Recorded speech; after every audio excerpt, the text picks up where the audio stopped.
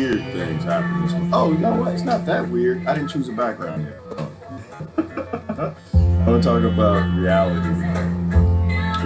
When the lights gone out and the food run out, all we have is just music.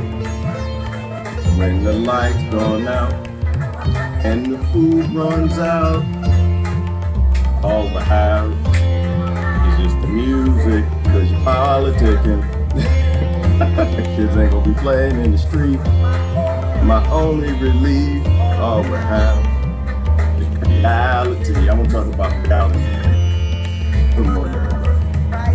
No matter what the price is, you got to keep your spirit lively. Just as you're feeling blue, you don't know nothing true. When the light gone out, the food run out, I understand. All we have is just the music. I love Ziggy Marley. When the lights gone out, good morning. The comments are back, and I think the animation is back too. So we'll get back to that. Good morning, everybody. Who's that? This is in the house. It's going on bonkers. Good morning, everybody. Here we are. Welcome back to the apocalypse. I had to reinstall all the software. I went to crazy stuff this morning. Hang on. Let me see. I shared that out. Let me share that. Let me go find YouTube. Crazy stuff. Sometimes you just gotta reboot back. I want to talk about reality. What is reality? What the hell is reality? What is worth getting a snot bubble for? Anybody got any snot bubble this morning?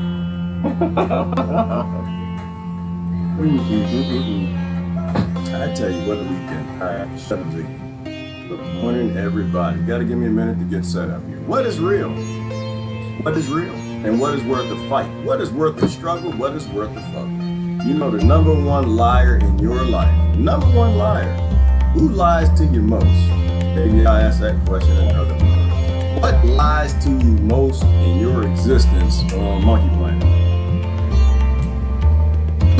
You're not gonna like it, but it actually is your brain. Your brain lies to you much. You live in a total false reality, and it only evolved to tell you what you need to know to survive. I'm not gonna lie to you right now. You're not even seeing me. Brain lies to you much. You don't even see me right now. False reality, and it only evolved to tell you what you should have. Shut up. Shut up for a second. Let me get YouTube. I don't see my animations. I don't see no likes and smiles and loves and all that stuff. Let's give it a minute to go, then I'm gonna pick a background. Oh, look at that! Look at that!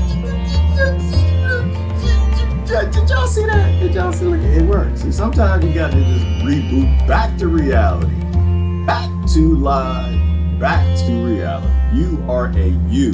You are a universe. I got to show you a picture. You are a universe. Who did I steal this from? Because that's what the whole purpose of being online is, to steal memes. Still pictures and back. I gotta show you a picture. I think I stole this from Deanna. Hold on.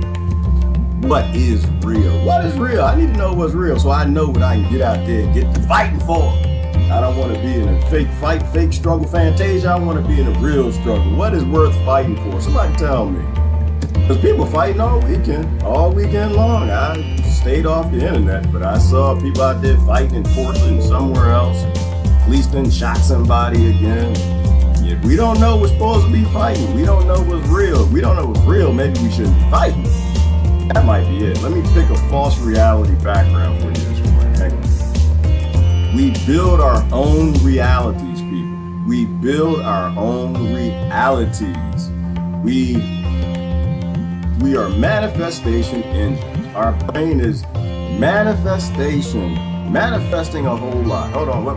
We got a warning. Sounds too loud. Sounds too loud. Oh, there we go. Thank you, Christine, for the quick warning. Turn that back down to a nice little level here. And seeing how I'm playing with that sound team, can you switch us to the discussion music? Something slow and methodical in the background, loud for brain waves to do what they do. Good morning, good morning, good morning. What is real? What is real? I can only do reality. I can only do reality. And I have no damn idea what is real. You're not even looking at a real person. You think, I'm watching Gerard this morning. You're not watching me. You are looking at a computer screen. Literal computer screen. You ain't looking at nothing real. Let me make my false reality, put my background stuff in here first. What is this? Fear. Yeah, this was important. I'm going to put this one up. Fear. False evidence appearing real. That's what fear stands for. You have nothing to fear. Fear is a false construct. It is only there because somebody want to steal your bananas. So they put something on TV to make you scared of something. Don't be scared of nothing. Fear. That was one thing I wanted to put up this morning. The other thing, because I was listening to a talk this morning. If you saw my Facebook post this morning, you'd be like, that man is high. That man is high as hell. No, I wasn't high. I was listening to somebody talk about quantum mechanics and reality and a great discussion on reality. And it took me to a couple other places. We might jump over there. But you are a universe. You are some sort of a wave, creature, energy, God thingy. I love this picture right here. I think I stole this from somebody. And yeah, somebody appreciated I keep up level 3 bioweapons, level Superman. I always keep him up. I'm not letting him go. I ain't gonna let him go. He might be here. He's gonna be here till I stop seeing people wearing face diapers. That's how long he gonna be here. He is not going nowhere. Nowhere. You know why? Because we are victims of who we're around. Whoever you interact with the most. Or better yet, let me say it another way. Whatever waves you interact with the most is what you become. That helps to forge your reality. And I interact with a whole lot of people still got on face diapers. So I'm gonna keep up because I gotta keep reminding myself that that's how. The only way, if I ever get scared of the air, some oxygen, bacteria, some viruses or something, if I ever get scared as everybody else, I need that. I don't need a face diaper. Universe. You see this picture right here? This was awesome. You are a universe. You are a wave, creature, vibrational soul, being driven by consciousness thing that nobody understands. The minute that you take the universe, your universe, and you let somebody else tell you what to do, you take an authority. You've broken yourself. You've broken yourself. Authorities always lie. Authorities always lie. The very concept of authority is a lie. All right, it is a lie. It's the very basis. They have no choice but to lie. They lie to you at the core about yourself. They convince you that you are not a sentient being. You are not a creature that can make your own damn decisions. So they claim author of rights over you. Every single authority is a lie. That's their job to lie to. They lie to you about their very existence for the fact that they exist. And they feel as though they can tell you what to do. I want to show that picture. There's another picture I wanted to bring up. What is real? This will resonate with anybody who remembers the 70s and the 80s. This will resonate. Young people won't have any idea what the hell this is. Wait a minute, did it show up? No, it didn't show up. There you go. There you go. This is a very racist show that we love. When we were kids, we weren't like y'all. We love racist shows. We loved them. We enjoyed. This was real, but this was racist, genderist, sexist. It was all of them. It didn't miss any of it. This was Fantasy Island. Y'all remember Fantasy Island? The guy in the beginning said, "The boss, deplane. That was so racist. Hang on. Good morning. How's everybody doing this morning? Let me grab YouTube real quick because I'm playing with the back. Oh, you know what? I messed his head up. Need to bring him back to the top as I forge my background reality. But no, it was Fantasy Island and the Love Boat will be making another run. And this is not Love Earth. This is Hate Earth. This is Hate Earth. You know what I feel like? And I was tempted to call the title of this video that this discussion. It's not a video, it's just a discussion. I feel like we're on a planet full of wizards. Like, I don't know if you know this, but you are a wizard. You are a magician. You literally manifest things just by thinking about them, right? Like your belief becomes reality. Whatever you believe is highly dangerous and yet empowering at the same time. Whatever you believe, you are the most dangerous creature in my existence at this point in time. You are the most dangerous and empowering creature in everybody's existence. Whatever you believe, to some degree, comes true. feel like, what's the name of that damn movie? Everything is a damn movie. Where you had the kids and they went to the magic place and they had to teach each other magic. Y'all remember that? What's the name of that movie? Dumbledore. Yeah, Dumbledore. Somebody help me out here. Dumbledore. The kids, they went to the mat to get on the train and they go, Harry Potter, Harry Potter. I feel like I'm in Harry Potter and I'm surrounded by all gods and they all got magic wands and they don't know that they got magic and they believe things that they hear and then manifesting things is getting everybody killed. I feel like I'm surrounded by gods with magic wands and they have no idea that they're gods. They have no idea that they're manifesting things, they're creating things, they're breaking things, all based in belief systems. They believe weird things and really horrible things happen from the weird things that they believe. I feel like I'm on a planet full of toddler gods with magic wands. There you go. Toddler gods. Bunch of toddler gods running around with magic wands. A bunch of infants with militaries and politics and politicians and authorities, and they manifest the most evil thing. Like, just imagine that you woke up one morning and you were on a planet, toddler planet.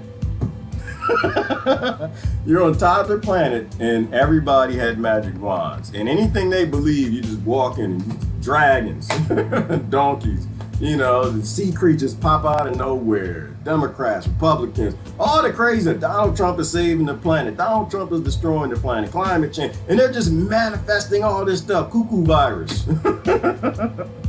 That's what I feel like. They don't even know that they're magicians. They got magic wands and they just goo goo gaga and manifesting stuff everywhere because we don't know what's real. It's like, you don't know what's gonna happen next. You just walk into some zombies right there. You walk and they go a Smurf and I feel like I'm that. I feel like I'm not. Like, I'm surrounded by all these powerful creatures, but they believe the bullshizzle on TV. They believe the bullshizzle by the author of rights, the authorities, those who give up their power. They give up their universe to be broken, driven, and controlled and abused. They accept an abusive relationship and they begin manifesting things everywhere that affects everybody else. Be very, very wary of who you're around. Be very, very wary of who you spend most time with. Good morning, everybody. Okay, I think I got everything working, y'all. I think everything works. I done pressed all the buttons. It looks like the animation thing works with the emoticons, the avatars, and the comments are working. I'm a little hungry. My color ain't right because it's a false reality that you're looking at. Desktop. I also want to preface this with the fact that I am not high. We're going to talk about quantum mechanics and reality for a minute. Not high. I am the most cannabis getting high psychedelic supporting person you know that ain't never done no psychedelics, ain't never got high, and ain't never done. I tried to do cannabis like I told y'all before, but it was oregano gabis. It was oregano gabis because I went to a college with a bunch of people that came from a place called Africa. And we blow up their country, we steal all their resources. They ain't got nothing better to do than come here and sell young American children oregano like it's cannabis. I did oreganabis and I did not get high. I got hungry and it sent me back to drinking Colt 45 and OE but that's a long story. We're not gonna go down into that. Every now and then my kids will watch me. I can't have them thinking that daddy was that kind of person. Anyway. Good morning, everybody. How y'all doing this morning? All right. Fighting to preserve one's character. Yes, Melissa. One's character. Not many's character. One's. We are one. We are of a one. The ego is a lie. Damn it, the self might even be a lie. But we are all a part of a one. We go the right direction when we are not being controlled by other people. We need to evolve into a new world. Pretty much every discussion I have today with people, it's all about what do we do now? The world is brought to a halt. We need to decide, do we go back to the old psychopathic normal or do we go to a new psychopathic normal? And I just try to tell them money shouldn't exist. Money should not exist. Money shouldn't exist. I'm gonna tell you what I was thinking about this morning. Melissa, seeing how your comment drove that off, the universe. Everybody on little universes. Slavery. Because to me, it always gets back to that. It's not really slavery, it's just control of humanity. control of humans. As long as debt exists, you are a slave. You are not free. You're not free. We went out of the old banking normal of the banks running the world. They printed the money, controlled the debt. Every child was born into debt. They had to get out there and slave for the wealthiest people on the planet, or they die.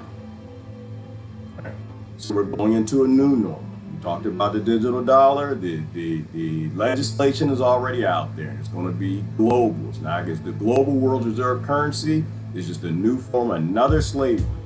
Debt is a whip. It's a whip. If you love money, you love slavery, right? It's what's being used to enslave people. And a lot of us ain't gonna go for it. A lot of us aren't gonna go for your digital dollar. A lot of us aren't gonna go for your new change, your new chattel shackles that you wanna shackle on. There's no reason for money to exist. If you are a new person, please understand what a 3D printer is.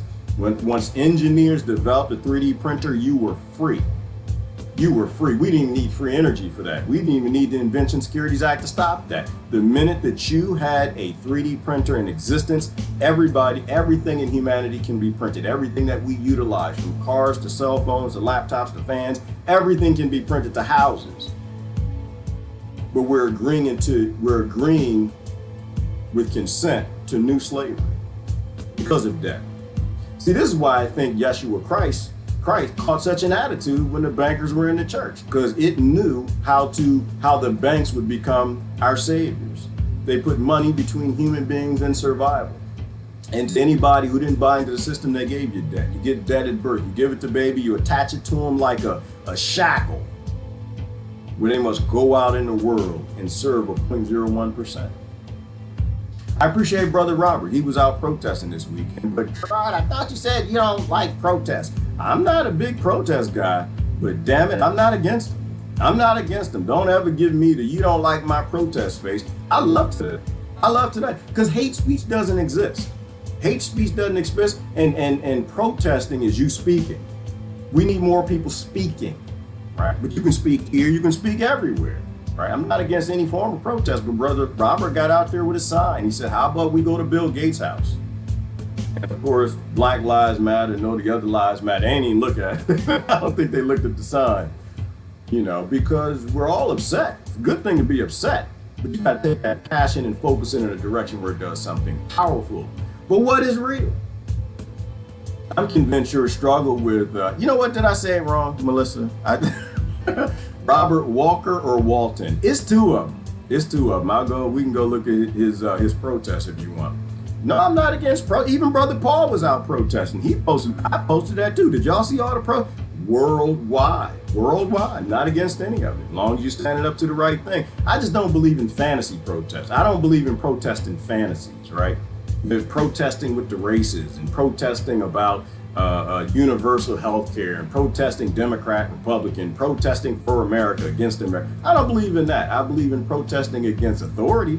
I believe in protesting against power. I believe in protesting against the concepts of slavery and control. But I don't believe in like the fake protests. I don't believe in the fake fights. Those are like side effect things. Usually when someone wants you to protest for or against that stuff, it's because they just want to hold the whip. Another way, they just want to hold the debt. They just want to control the plantation. They don't want to end the plantation. They want to own your plantation. They want to be the master. They want to control your universe. What is real? I need to watch a video real quick, or bits and pieces of it. Let's say good morning to the people first. Good morning, Brother Michael is in the house. Jasmine, Tony, Pod Johnson is in the house. Racism is a comedic. Wait a minute, racism was comedic back then. Fred Sanford, Archie Bunker, George Jefferson, Don Rickles. And why, Pod? Why? I try to explain this to young people. Nobody cared back then. Everybody cares now, or a lot of people care now. And it's obvious that somebody's controlling the universes, because the universes were making jokes about all of it. Nobody cared. If you took yourself too seriously, the comedians came after you. We all laughed at you, then you laughed at you, and then we all got back together and we went out and got beers and had lunch. Drank some soda and took in them pot rocks, see if your head would blow up. We did that, but nobody cared. Obviously, someone controlled the universes and made you care again. Think about that. Think about that for a little bit. Nobody cared. Nobody even cared about like LBGTQ stuff. Nobody cared about that. You had Boy George, comma, chameleon.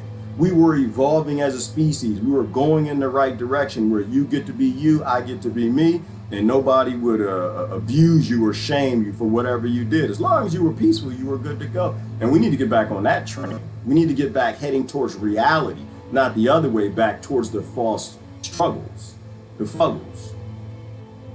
Good morning, Jasmine. Sounds about right. Thank you. Good morning, Jeannie. Great Space Coast. On the Great Space Coaster, we'll explore on the ride of fantasy, where you pretend like your races are all you see. Get it? I don't remember the song. See, don't start that. You'll get me singing. You will send me back to childhood in a minute. Don't do that. You know, the fantasy rides, the fantasy ride people want to take you on. I get in trouble every time somebody tell me they got to go out and get Donald Trump. I just tell them, you wasting your time and my time and every child on this planet's time. And they get upset too. I know I get the monkeys upset when they get to telling me what I should be doing. And I just say, I'm not in that fantasy show. I'm not in that fantasy show where one person is giving control of the most powerful country in the world, in Rothschild Rockefeller world. I don't believe that fantasy. I don't believe the fantasy that you're any different or better than him. And personally, I'd piss you off, and I'm gonna tell you what I think is true.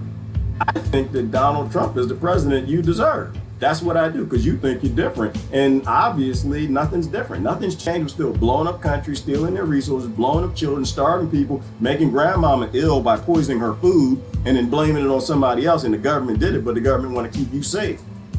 Still putting glyphosate in all the food, subsidizing on your tax dollars. Turning off the immune system of the most weak and challenged, and you believe that you do what they tell you to do, you're gonna be safe. I'm gonna tell you the truth. You ain't no different. The Democrats and Republicans ain't no different. They need to roll together. They do. They believe in the same thing. They work for the same corporations. But every time I say it, I get in big trouble. People get them snot bubbles, man. I tell you what. I tell you, y'all ain't no different. Y'all know y'all ain't no different. No, we got to get out there. Let's get them. We got to stop them. I don't actually want to stop them. I'm not playing that video. You want to live that fantasy. You want to manifest that reality that Donald Trump is blowing up stuff and destroying stuff that's been here for 3,000 years. Yeah, I'm not interested. Not interested in your slavery nor their slavery. I really don't care. And they get upset. And it's just like, you know what? I don't really know what to tell you. You want to live in a fantasy world? I don't. I think that children coming behind us, little universes that need to be powerful and their brains need to be popping and poofing and doing amazing things. They need to be thinking about reality. They need to think about what's real, not fighting because they want to steal. See how that rhymed?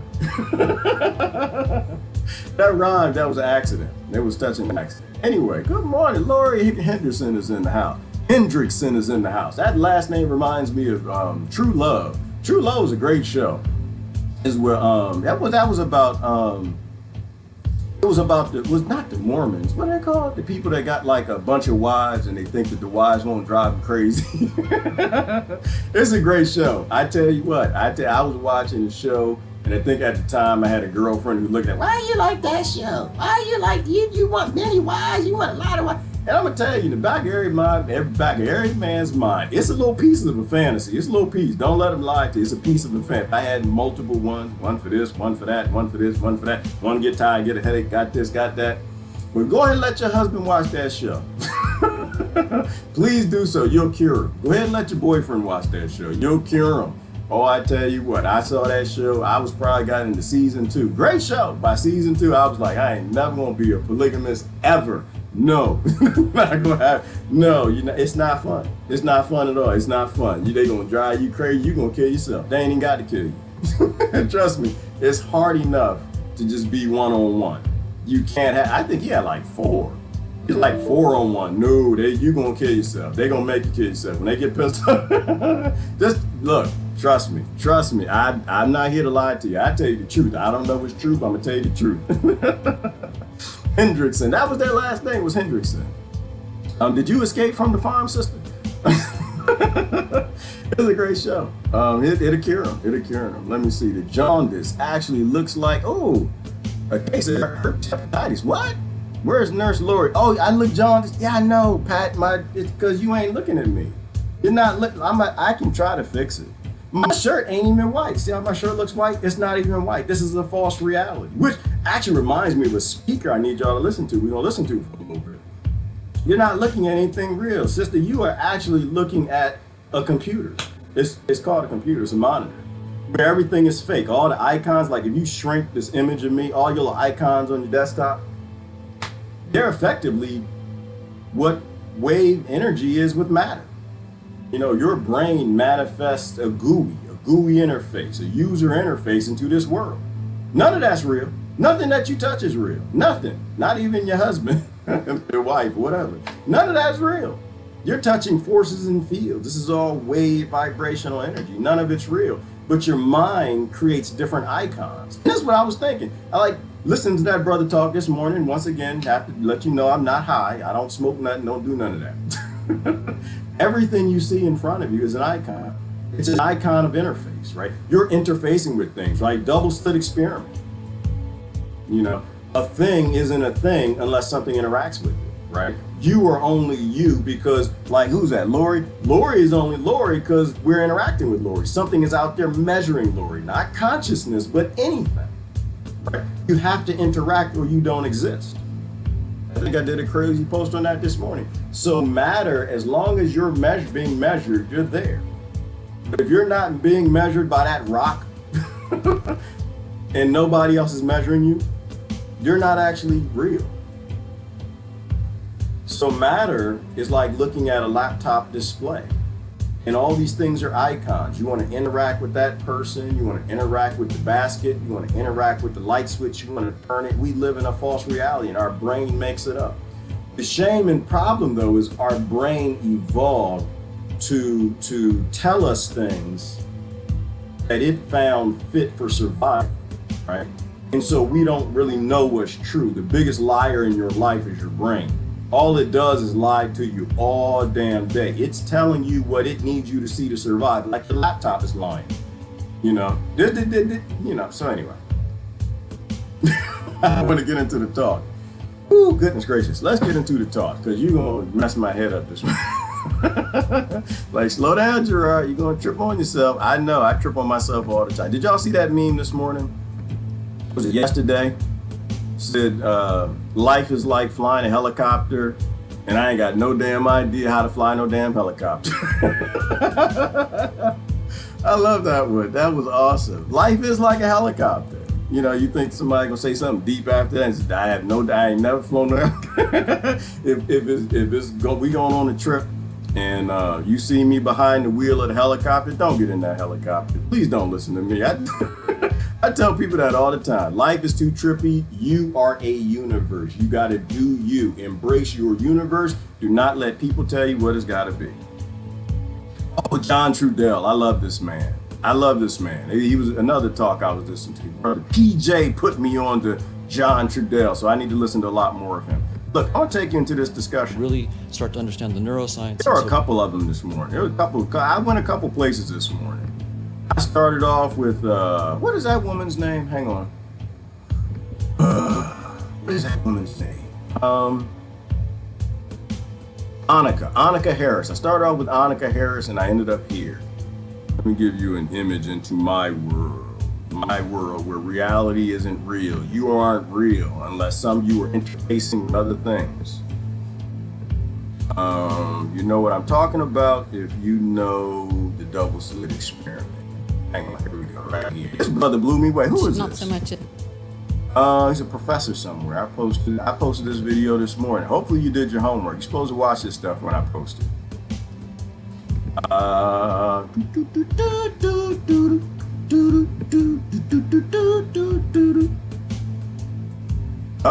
that don't look right. That's a black screen. That ain't right at all. Hold on. Try to remove that. Let's try that again. I put in old software, so I might actually have to go back to the old method of how I used to do this. That was the only way I could get it to work. They upgraded everything. Oh, trying it, that didn't work. Let's remove that. Move. Energy transferred. Yes, Mark, and everything is energy. Oh, this brother, what did he say? Hang on. He said that before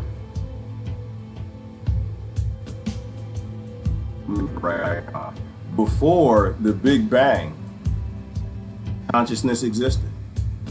Before the Big Bang, consciousness existed. That it is here. We don't know what it is. Everybody taps into it. It probably is a one. But everything is conscious. The rock is conscious. The wall is conscious. All matter, the very existence requires consciousness in everything. It was a deep talk. If I can ever get this thing to work and we can get to it. You didn't see it, Melissa? You should watch it. It's on my thing. Good morning, Ivana, while we get this going. I see now how money is controlling. I see now how money is a controlling diversion that can keep you from reaching your potential of your mind. Allison, is it? Is it? That's all it is. That's all it is. The only reason money was created was to, I'm trying to think of the thing I used to say. I say, the only reason money is a representation of human labor, right? And the only reason it was created was to control humanity. It's the only purpose for it. And it's literally why everybody's in the street protesting. It's why everybody's upset. And the only way we actually effectively heal that is to get rid of it. It has to go, right? Slavery will always exist as long as money's here. As long as money's here, you'll always have debt.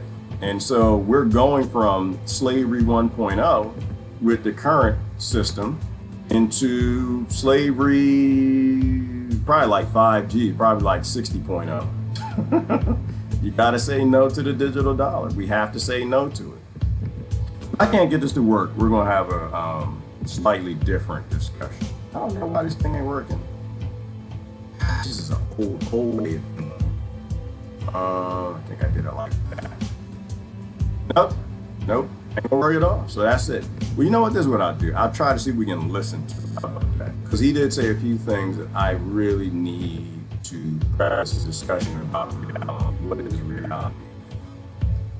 And who is this? Cognitive scientist Donald D. Hoffman and neurologist Susan Sullivan. Find anything wrong with you. Oh, you can hear Even that. if the patient is clearly having problems, in other words, if the doctor if you can't find it on the machine that says, "Oh, here's the cause," you just kind of throw up your hands in despair. What can happen is you say, "Well, you're not my responsibility." Not so much as you're not. There's nothing wrong with you, but if I can't find a brain disease, then I suggest you go to another specialist because I can't find what I'm supposed to find, which makes a particular proportion of patients very easily pass between different people without ever getting a satisfactory answer. I'm speaking as a neurologist, but these sort of symptoms occur in all specialties. So people who feel they can't breathe and have shortness of breath, take more of an interest in this. I would spend a considerable amount of my time on the weekends than I got when I was doing technical stuff during the week. And so, as a teenager, you don't know, you're just listening to the authorities. And so I decided I was very interested to try to understand that question. Are we just machines? And I realized that to really understand that, I would have to do some hard work. And so I ended up working in the artificial intelligence laboratory at MIT, working with a guy named David Marr on vision problems, trying to actually build working vision systems. I figured I needed to take on some really concrete problem and solve it so that you really understand what's going on. Pretty soon my bigger question was the question of consciousness. How is consciousness related to the activity in our brains? Is it fundamental? Are our brains fundamental? Does it give rise to consciousness? And that's an exceedingly hard problem. In fact, it's called the hard problem of consciousness. And I sort of understood that it would be foolish to try to take that on without really having gotten a lot of tools, learning a lot of tools. So I spent quite a few years just working on specific problems in computational vision and publishing papers about how vision does this and that, so I could really start to understand the neuroscience and so forth.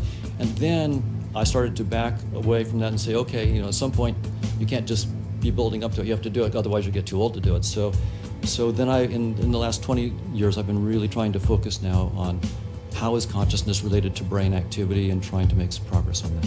So are we just machines? Are we just machines? Great question. The answer is I don't know, but the theory that I'm pursuing right now says the answer is no. So I'm pursuing a theory that says that consciousness itself is fundamental to reality. So explain, how do you even go about answering that question of whether we're a machine or not? Well, so there's a field within computer science. It's called automata theory, and something called a Turing machine. And it's a whole formal area so when we talk about what do we mean by a machine, or are we machines, it's actually a technical question.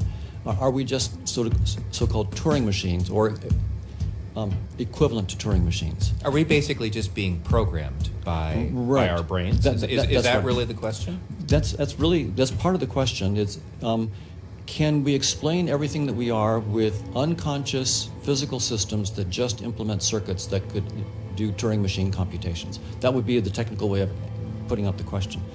And in some sense, to explain human intelligence, problem solving, attention, memory, and so forth, Turing machine theories turn out to be, as far as we can tell, perfectly fine. There's no hard problem there. We have nice technical problems, but to give computational models of attention, memory, learning, problem solving, intelligence, no problem.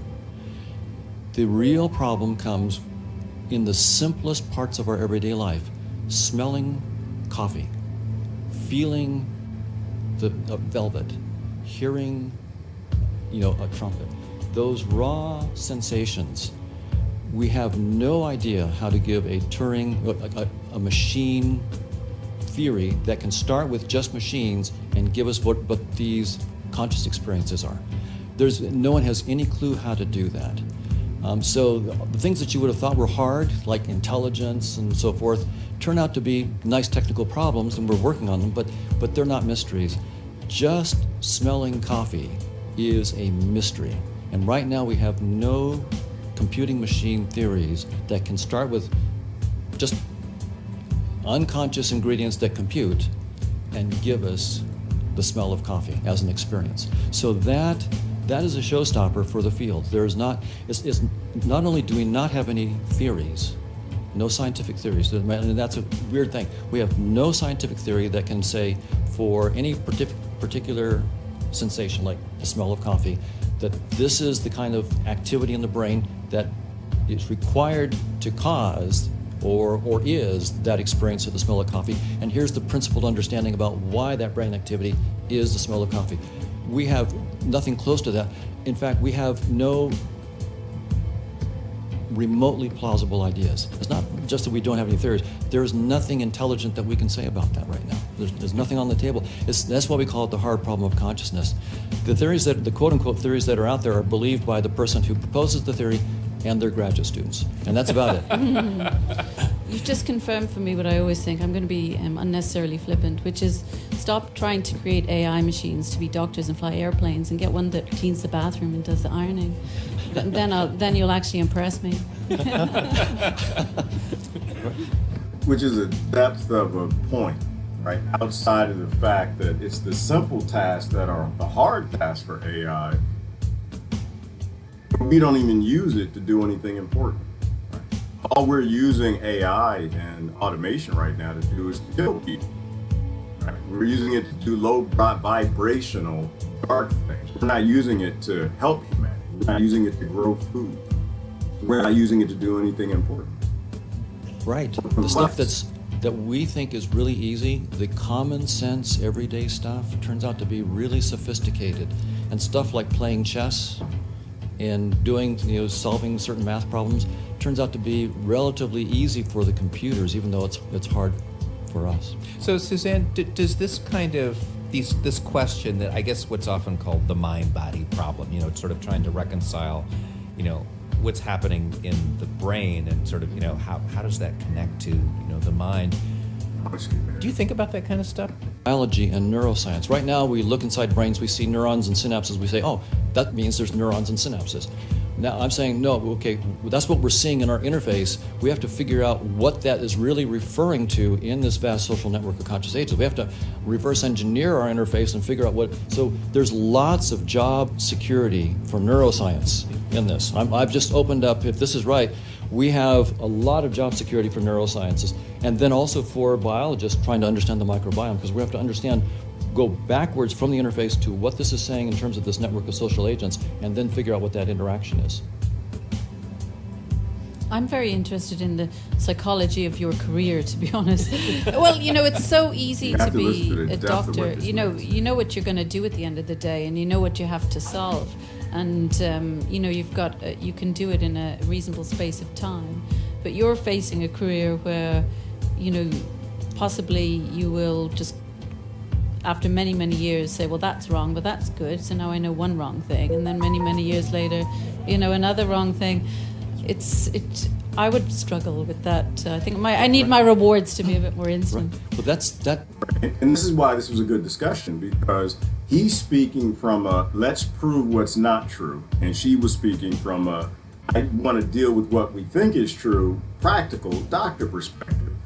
And we certainly need a lot more of the where we shouldn't be going. I'm more of a where we should, what's not true person, right? Or what's true-ish. Because for me, I think we know a lot less than what we think we know. And so if we spend time acting in a practical sense in what we think is true and hold to believe to be true, we build this fantasy false world. We get involved in a lot of things like protesting fantasies that aren't real. And so when you take it from the other perspective, well, let's not get involved in things that can't be true. Then it means that you spend most of your time trying to discover what's true, but it also means that you can't force anything over anybody because you accept nothing to be true. Listen to his answer real quick.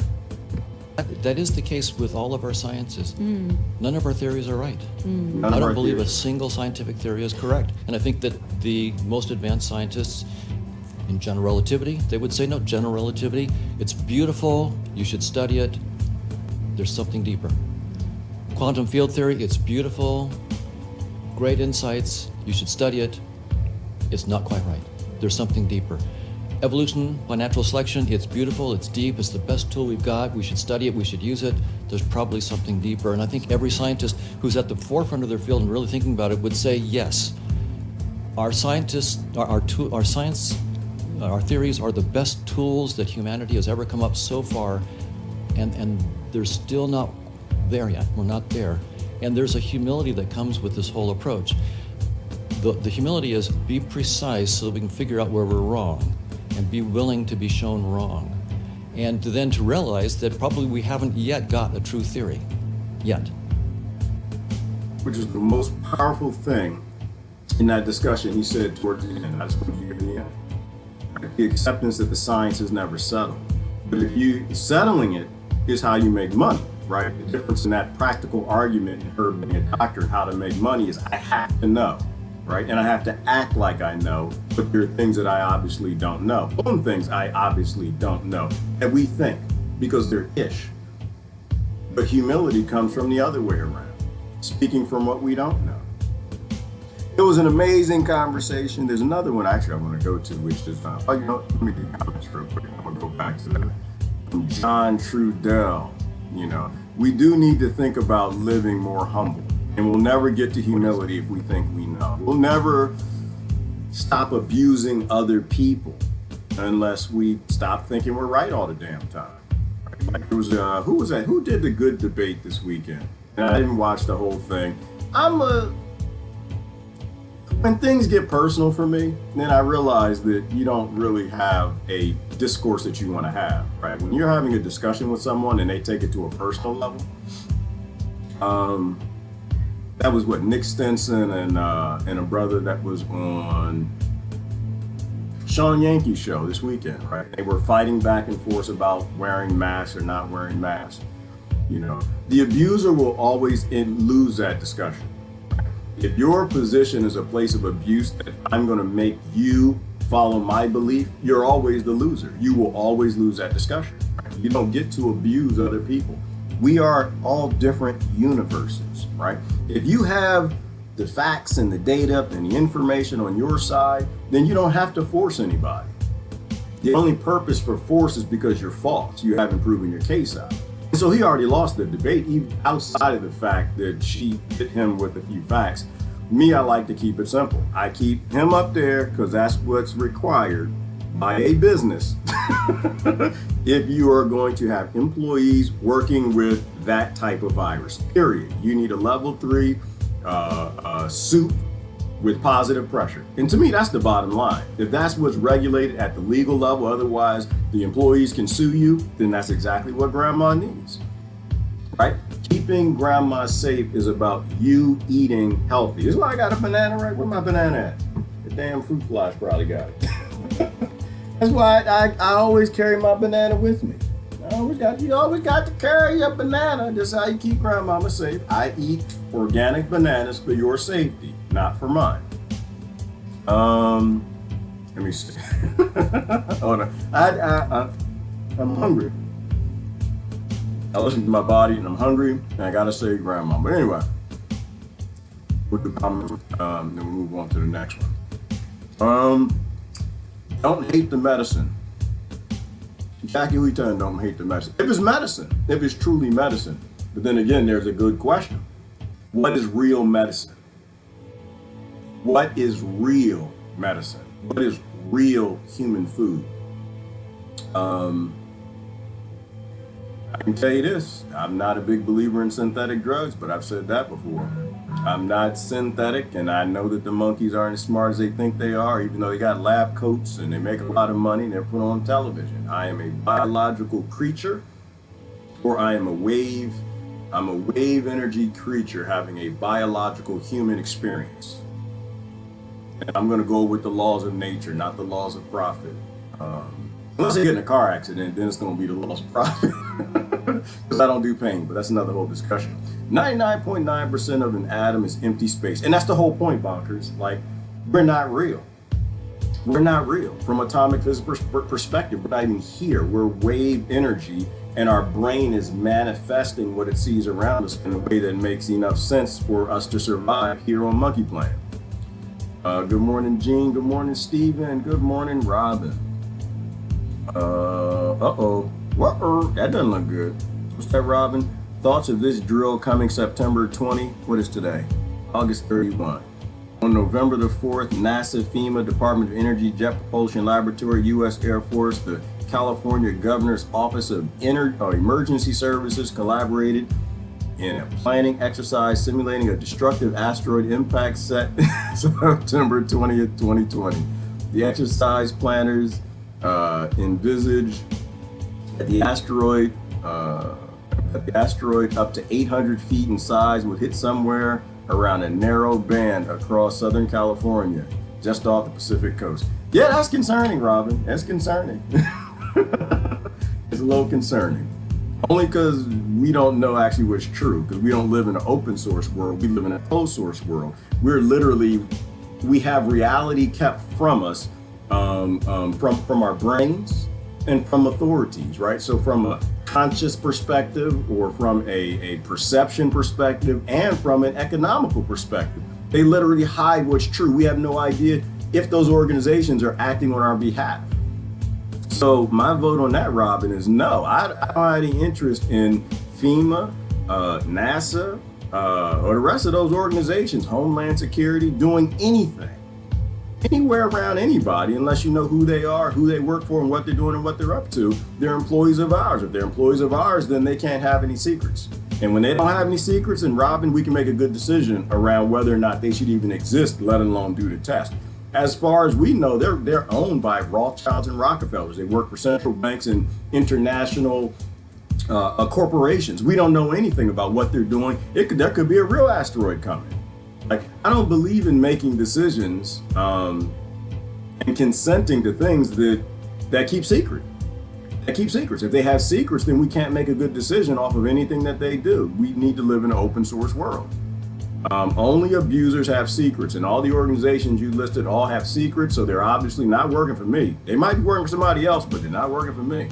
And I don't make any decisions till I can look at all the data and make a good decision. Let me see. Love my laugh. Thank you, Tony. I don't like my laugh. I hate my voice. That's a whole nother thing. The American way is flushing pills down the toilet. It is, Riley. And then complaining about the pills coming back up the toilet in the drinking faucet, drinking the water, and it causing erectile dysfunction and cancer and brain damage and all kind of other issues. People do drugs, but then they get upset when the neighbor's Viagra shows up in their water. It is literally a culture of creating drug abusers. We literally we manufacture the drugs and people to abuse those drugs, which is why the whole thing has to come to a stop. I'm fine with Donald Trump being the last American president, Riley. I think I posted that Thursday or Friday. I hope he is. I hope Donald Trump is the last United States Incorporated president. Why? Because the United States Incorporated should not exist. I hope he breaks America great again. I hope he breaks the planet great again. I hope he takes your little psychopathic, criminal, enslaved, debt-run world and just breaks the hell out of it. I do. I don't know that if he's doing that, but I know the fact that he's there is pissing off the whole other side, pissing off the other side. If they actually spend a little time in that street, Riley, they realize that they're all fighting the same thing while they're throwing fisticuffs at each other. But they're all fighting the same root problem. The world's going to get a break if America breaks. So let's break America great again. Right? Virus theory, Riley. And once again, it's a theory. Like, I engage it because it's interesting. Like he said, like, it's fascinating. I love science. I love, vaccines. I love them in a laboratory perspective. I say that people get a little lost. I love GMOs and genetic engineering and CRISPR and all of that from a laboratory perspective. But none of that is ready for prime time. Damn sure it's not allowed. It's just not ready to be sold as a product. And so, of course, it's definitely not ready to be forced upon anybody. But it's just science. It's just a tool. I love all tools like AI and everything else. But when you take it out to abuse people with it, that's when the problem is always abuse. The problem is you standing in authority over other universes, right? All right. Good morning, Matthew. I'm going to try to catch up on comments and we'll go to the next. The intensity of my feelings when manifesting. And that's the scary thing, Melissa Oso, is everybody is like a little magician, but we're like toddlers with magic wands. We can destroy lives, but we're highly emotional. We're immature, and we're all just manifesting things based in beliefs based in beliefs and things that have never had our best interest in mind, and we're all indoctrinated into that. I believe the brain is just a processor. It's definitely a processor, Ivana. I tend to think it's something more, right? Just from a biological perspective with the neurons and dendrite connections and how all that works, it's definitely a processor. A processor that reorganizes itself, and it reorganizes itself based on stimulus. But that's the matter side of it. What gets me, Ivana, when I process, is that it actually is a vibrational energy thing. So there is the matter side of it, what we can see, but then there's the energy side of it, and that's constantly rewiring itself too. So it's so much more than a processor. Why is it happening? Transmuting pain. Melissa, I'm thinking you're replying to somebody else. Let's go down. YouTube, Bob Marley, Whalers, get up, stand up. Absolutely, April Chirpaw. Get up and stand up. Get up, stand up. Stand up for your neighbor's rights. I think that's how it goes. A man from Jamaica, very famous, like Jimi Hendrix. He was, which is why they killed him. That CIA group got together and gave him foot cancer. And the guy told us before he died that he killed 17 people, but the only person he regretted killing was Bob Marley. And the only reason he killed Bob Marley because Bob Marley actually fought the system.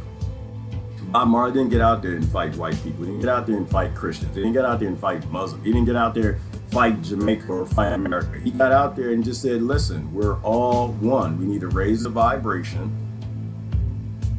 And who did this to you? Remember that when the reporter asked him that question, did you see that interview, April? They asked Bob Marley, said, who did this to you? White people or black people? And he said, the system. The system. And the minute he turned on the system, I think they decided to kill him at that point in time. You actually have a powerful platform and you are effective at helping people and taking them out of the false struggles and the fantasies, and you get them to focus on the real power, not the powerful, those who have more power than you, but the actual system that empowers those people, it's going to get you killed. Hey, May, good morning. AI is not sentient no matter how they sell it. It's not, Elaine. It's not. Is it mental ill creatures do not create intelligent creatures? Mental ill, immature, childish creatures create other mentally ill, childish, immature AI. And it's going to murder everybody on the planet if we ain't careful.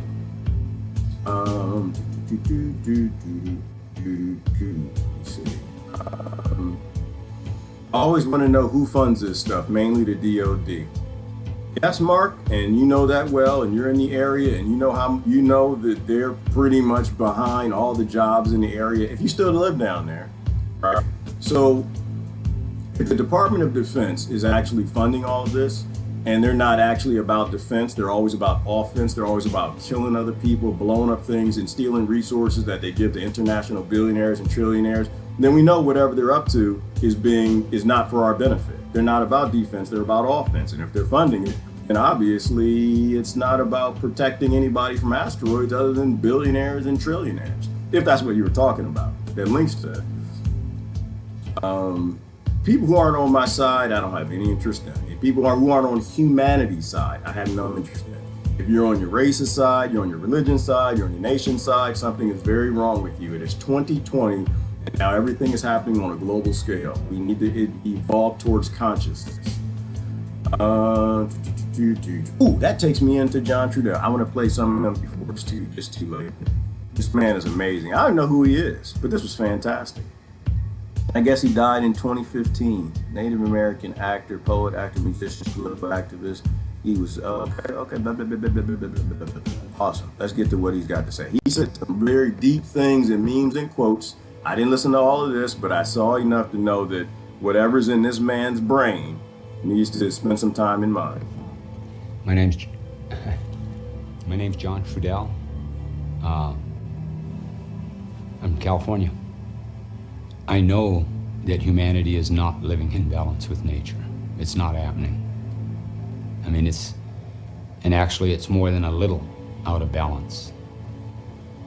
Humanity is actually, at this point, almost going against nature. It's beyond living out of balance. But I also think with humanity going against nature, that there's a small percentage, a small number of human beings that are behind this and driving it and imposing it upon just humanity in general. Talk. In going against nature, what does that do to this reality? Few. It reduces the opportunities for human beings to continue to participate in the evolutionary reality indefinitely. It's bringing a definite conclusion to the ability of the human beings to participate in this evolutionary reality. You know,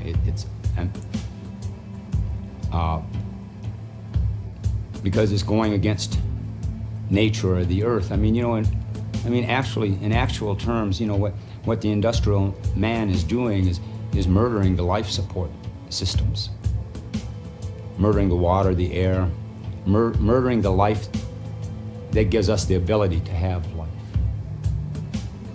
What I loved when he said that right there is he said the industrialized man. And the reason why I love it is because it implicates me. It implicates everybody. I love things that convict me. So y'all know I've been in corporate America most of my life, working for these billionaires. And before that, I wasn't in corporate America. I still worked for them. I was working at a fast food restaurant, working for the church, whoever I worked for.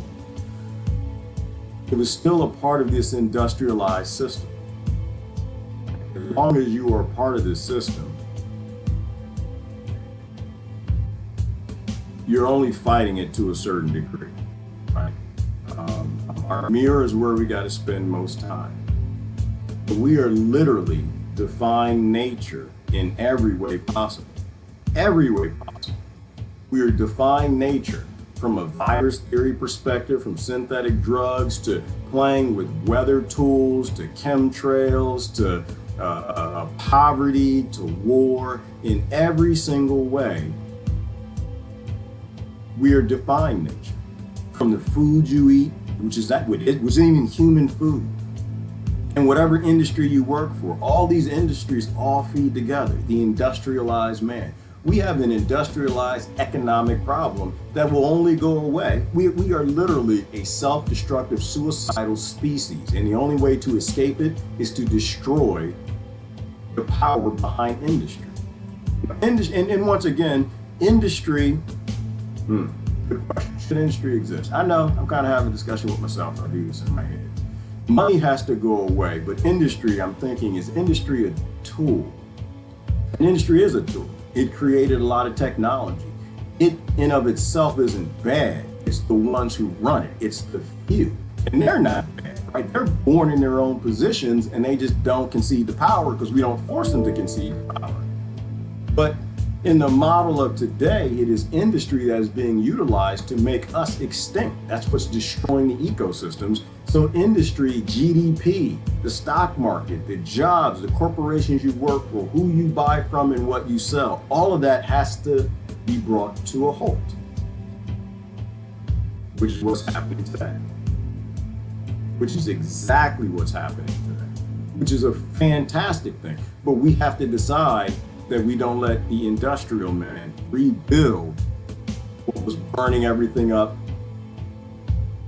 initially, even faster, because they take everything and make it into digital format, a more highly controlled slave plantation that drives us using debt as a whip more effectively because it's a digital dollar. The industrial man. I like how he put that. I tell people don't vote. Right? Well, I don't tell people don't vote. I tell people it's a waste of time. I tell them politics is a low vibe, useless activity. We need to cut it out. People tell me they got to get Donald Trump out or get him back in. I say that's a waste of everybody's time. It's a waste of time. Because everybody in politics, they all want to be your authority. They all want to be an author of rights over other people. And nobody who wants to be in power should ever have any power. Nobody who wants to be an author of rights should ever have any rights. But I love what he said, because whether you vote or you don't, it doesn't make me any better, or because I don't. Not necessarily, right? We are still involved with the industrialized man. We are still involved with industry. We still own those things. We still got power bills and water bills and houses and cars. We buy gas. We pay taxes. We're all involved in the system still. That's why you can't judge anybody. All we can do is share information and trust that that universe that you shared with processes that information and changes the behavior in a positive direction, a direction of light. You know, and that's really what we're faced with. We can call it poisoning the water or whatever, but in the end, it's like an act of murder, genocide in a way. Or self-genocide.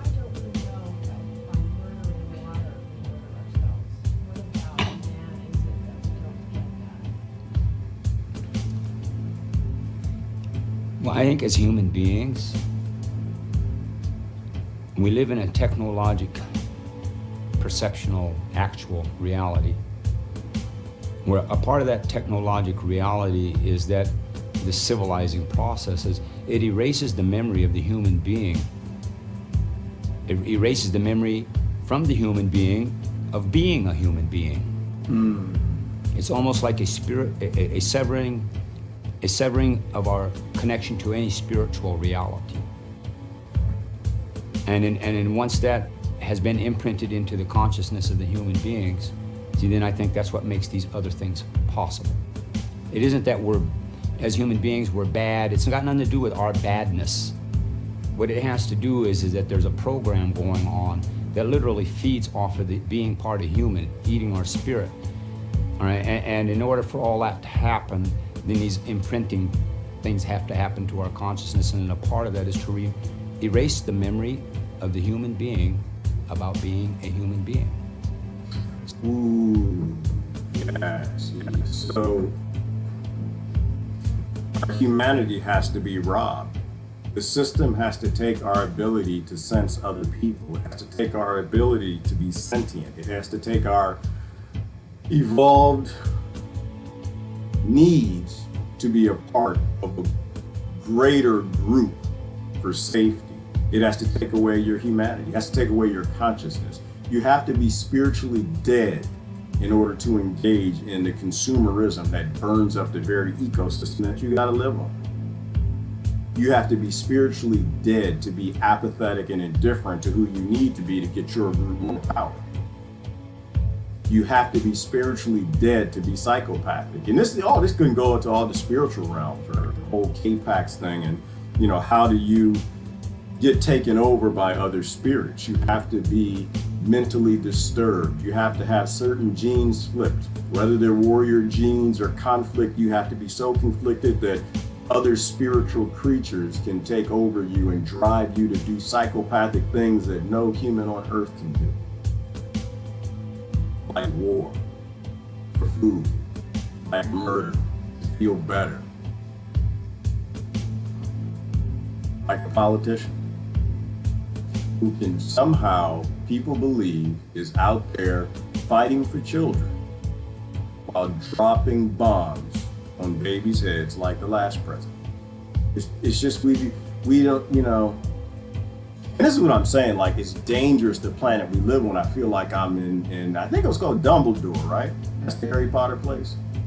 I feel like there are a bunch of toddlers running around with very powerful magic wands, which are their manifestation engines, their consciousness.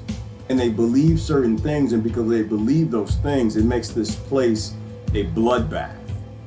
Because they believe things that don't even make any sense. How in the world was Obama a good president and he murdered more people than the president before him? How in the world is Donald Trump fighting to save children and he murders children every day with drone strikes? Why would he do that? Why would he be out there saving children while bombing children? Why would he be fighting human trafficking while being a part of the system that human trafficking? And this is not an anti-Donald Trump thing. It's not a positive note. I'm just throwing thoughts out there. But we believe things that are obviously completely untrue. And we do immense damage to each other in the ecosystem, to the children of God, whatever God is, the very ecosystem we have to live in. And by the same token, Joe Biden, they think that this is a good idea. They think that taking somebody, I just get cut off, what happened? They think it's a good idea to take another part of the system, somebody who obviously doesn't have any issues with the psychopathic things that it does, and giving him even more power.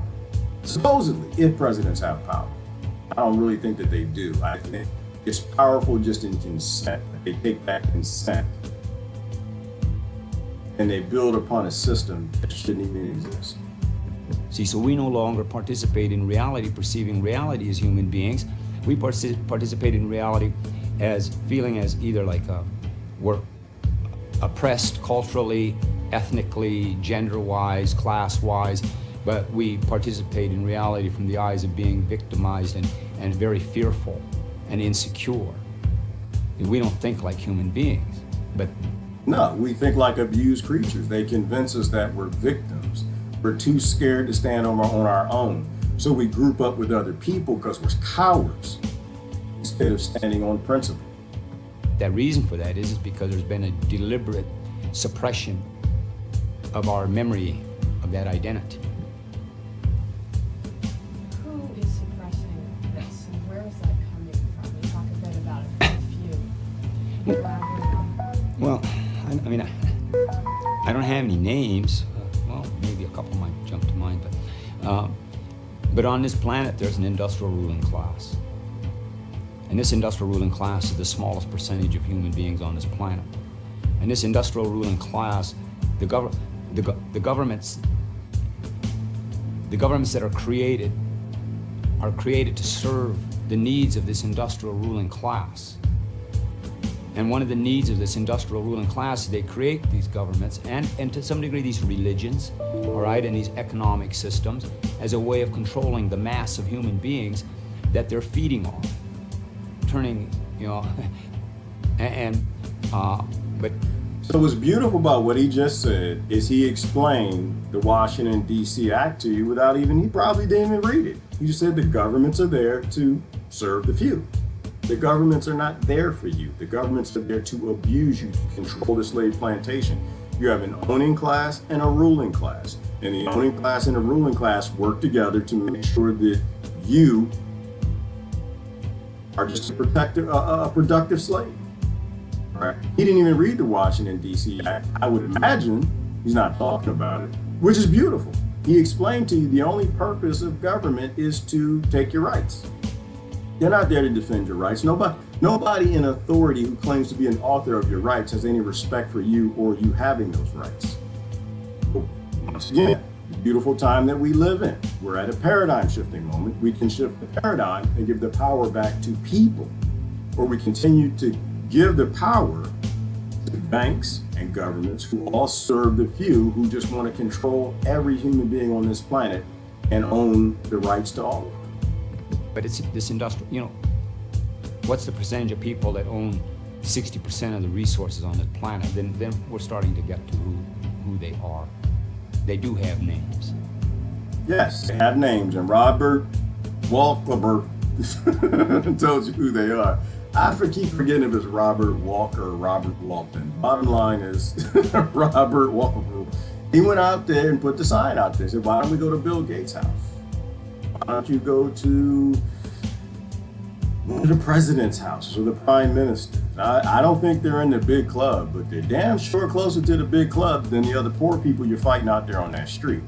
If you are showing up at the Federal Reserve, you're showing up at the banks, you're showing up at those people's houses or where they work, you're getting a hell of a lot closer. But if you're just showing up to fight poor people in the street who don't actually own any resources, then you're not out there to solve a problem. You're out there just to be the problem. You're out there to support the problem. You're out there literally to help the psychopathic system continue working. Because that's why they gave you the identity. They gave you the identity to control you. If you're out there doing what the system gave you, doing what the system wants you to do, you're not fighting the system. You're not raging against the machine. You're not fighting against the power. You are fighting for the power.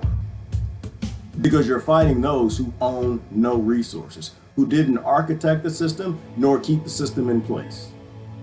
The owning class architected the system, and the ruling class keep it in place. We are their lifeline, Holly. We are the lifeline of those few, that 0.01% that owns all the resources. They own all the land. They can take your retirement anytime they want to, and that's what they're about to do to people. And we are their lifeline, Holly. And I'm not saying to unplug it, but damn it, step on the air hose or something. I'm not saying unplug the lifeline, but we can step on the air hose and say, look, man, y'all going too far now. We let you push it. We thought that you were doing stuff for us. We thought that you were evolving, getting things in a better direction. You thought we thought that we told you what to do, but it turns out you just telling us what to do, so we're going to choke you a little bit. Like, Holly, I'm not one for, hey, let's just shut everything down and do something new. I love that, but that's not really practical. So how about we just step on the air hose and maybe we stop giving them steak, right? We feed them, we grow their food, we buy everything that they have, we work for them, we bank with them, they literally own us. We could step on the air hose a little bit, I think we can. They go, Lori. Lori's such a thug. She's like, no, unplug it. I need to do a Lori accent. She got that Southern accent. Nah, she ain't. Southern Bells ain't here to play with you. No, they let you. I'm saying just step on the hose and say, no, we're not going to go for the digital dollar. Like I was in a discussion this weekend. What do? Well, they wrote the legislation for the digital dollar. We can start telling them ahead of time, y'all know we ain't going to go for this. We ain't going to go for it. They get on that stage and start talking about stuff. This is what we're going to do in Syria, and this is what we're going to do in Yemen, and this is what we're going to do with disease management, universal health care. Like, stop. We read the digital dollar, and we ain't going to go for it. Because I know what y'all going to do. Y'all going to go out there and get these votes, and then after the election, you're going to let the hyperinflation do what it does. It's going to devalue everybody's retirement, and you're going to give us 60% of the value of our bank accounts rolled over to the digital dollar, from the dollar to the digital dollar, and we're going to have to take it. So maybe you stand up, and I'm just throwing this out at the board. Maybe you stand up before the election. You say, you know what? Nah, we're not going to do that. We're not going to do it. We've decided we don't want the digital dollar. We've decided that we like the idea of every nation owning its own sovereignty to a degree. I don't believe nations are sovereign, but for the sake of not having anywhere else to go and to step on the air hose of the few, instead of unplug it like Lori said, we've decided that we're not going to do international IMF global banking where a few people print all the currency and own everybody. So if you are all of y'all, both political parties behind the digital dollar, no, we're not going to do that. We've decided you don't have my vote, and I don't care if you lose, because you're trying to make a bigger slave plantation. You're literally taking the chains that some of y'all were holding and you're handing them to international billionaires to hold. So we're not going to do that. There's so many things we can do. We just have to choose to do them. That's it, Tracy. We can just say we ain't doing it. No, sorry. But the Democrats, I don't really care about the Democrats. I've been working my whole damn life for retirement. Now you're trying to give it to a few billionaires internationally. No, we can control our own currency, or we can get rid of money. I'm the get rid of money person. That's where I act like Lori. I am a get rid of person. I'm a get rid of money person tomorrow. I am. I'm a Lori Thug Life on the whole money thing, because it's just slavery. Slavery you don't slowly get rid of. You get rid of it now. You don't do the Robert E. Lee thing, which is why I think that they have everybody out there attacking the statues of Robert E. Lee, because he was the most progressive person of his day. He was more progressive than all the progressive today. He got rid of his slaves before the war, right? He was the progressive. Then it makes sense to get them to go out there and get young people to knock his statue down instead of saying, well, why was he so evolved that he didn't actually believe in slavery? But we believe in slavery now. The tops of your political party are literally giving you a digital dollar, which is enhanced slavery, a digital open air prison for the planet.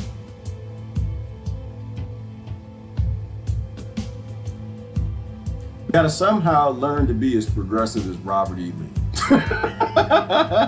Minimally. No, I'm just like, you know what? Because the money has no reason to exist. You have 3D printers, which means nobody should be starving from anything. There isn't any child in any ghetto, barrio, trailer park, immigrant, rural area, urban area. There's no child that should have everything it needs to become a Nikola Tesla and Einstein. There is no reason on earth why children don't have everything they need, every single resource. Because they're the ones that will make sure that as we age, we have the best health care, the best medicine, the best food, the healthiest environments. And we might live to be 500 years old. The best, no secrets, no Invention Security Act of, what was it, 1951? Right after the time of Tesla. Why? Because they realized that scientists are going to start making free energy, and they didn't want to be Robert E. Lee's. They wanted to make sure that they could keep everybody slaves indefinitely. So they had to ban the invention of any new form of energy creation or anything that's efficient. Y'all see how all this ties together? Let me let him talk for a little bit. I haven't even heard this. But this man's mind is delicious.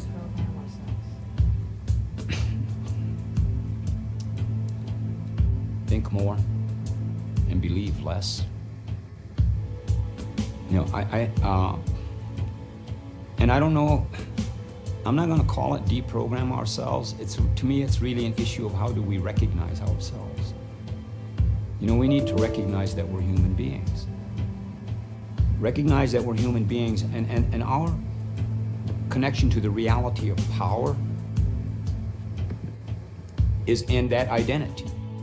Human, our bone, flesh, and blood, our DNA, we're literally made up of the metals, minerals, and liquids of the earth. We're part of the earth, we're shapes of the earth, like everything of the earth. And we have being, our spirit. And that being comes from our relationship to the sun, sky, universe. Because sunlight's literally like the sperm that brings life to the water-bearing womb that is the earth. So this is our being is connected to that. And all things of the earth have being, because we're all made up of the same stuff, just arranged differently, have the same relationship to sun, sky, universe. Being, and we need to So the reality of our relationship to power and purpose, so to speak, is in that identity. And now, so how do we recognize and get back to that identity? I don't have a specific answer.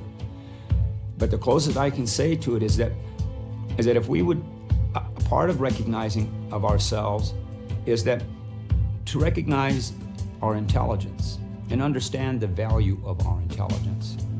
Because as human beings, our ability to access the reality of our power is through clear and coherent use of our intelligence. See, our intelligence, that's the portal how we manifest and access our relationship into the reality of power as humans, is through the use of our intelligence. But we've been imprinted and programmed, basically where we're at now in the evolution of human beings, we're basically in a period of time in this industrial technologic world where the majority of the human beings participate in this reality based upon their fears and their doubts and insecurities, so their perception of their inabilities. And all that was imprinted in there to make us not recognize ourselves. And to understand the power and recognize the power of our intelligence as, let's say, through our fears and our doubts and our insecurities, how bad can we make ourselves feel? And how does that affect the people around us? Well, that's power. That's our power. That's a manifestation of our personal power. But we've been imprinted to use it in this kind of a way. But so we do have power. It's in how we recognize it and choose to direct it and use it. So I would say the first step to this is recognize the value of our intelligence and the power of our intelligence. Because I think that any person or people that would be concerned about saving the earth and saving creation and have this type of an awareness, I think that a necessary component to that is to give thanks to however one perceives the Creator, give thanks to the Creator, number one, for life, and number two, for the gift of intelligence.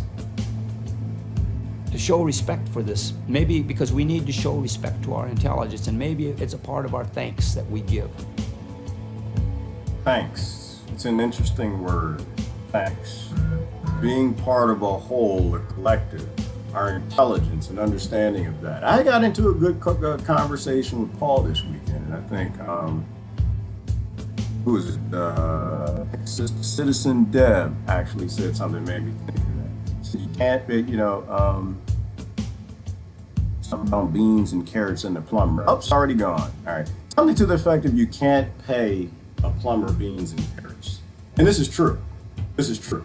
You don't even know plumbers like beans and carrots. Y'all might try to play Gerard and Oprah. You ain't gonna get no plumbing done. You try to pay me and Oprah. That ain't gonna happen. So let me ask you a question.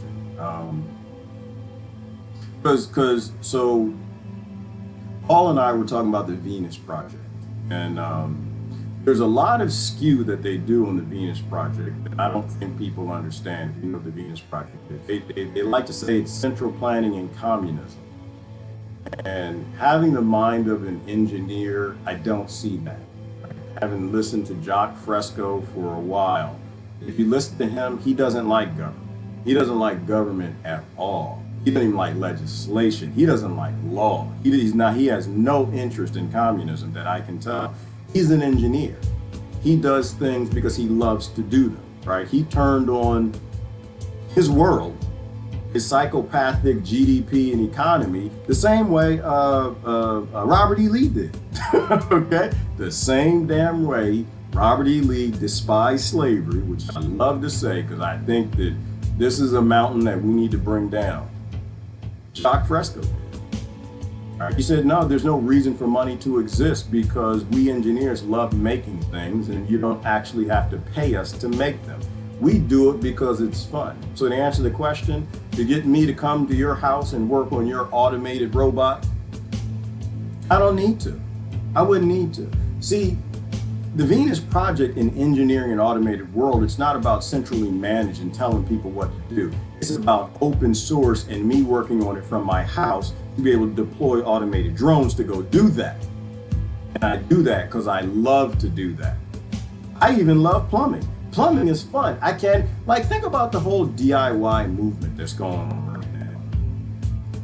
Why is there a DIY movement? Because people like to make things. They like to do things. At the end of the day, they want to look at something tangible and say, I did that, right? Why would an investment banker be a doll maker? Because she wants to go home and make something and physically hold it in her hands. There's something about us and the passions we have to do the things that we need to do. When you need help and you need someone to do plumbing at your house, you can pay somebody, or you can just say, I need plumbing done at my house.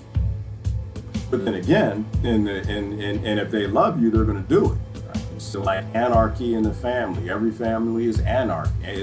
They don't believe in any form of ism or government. If you love your sister citizen Deb and she needs the plumbing done, then I'm going to come do that. Because I'm a part of a collective. I'm a part of a whole. It's not me. I'm not a psychopath out for me trying to shove as much as I can in a bank account and what I own. I love working with robots. Engineers love developing things. So it's like Brother Mark. Brother Mark is one of them. He's another engineer out there. So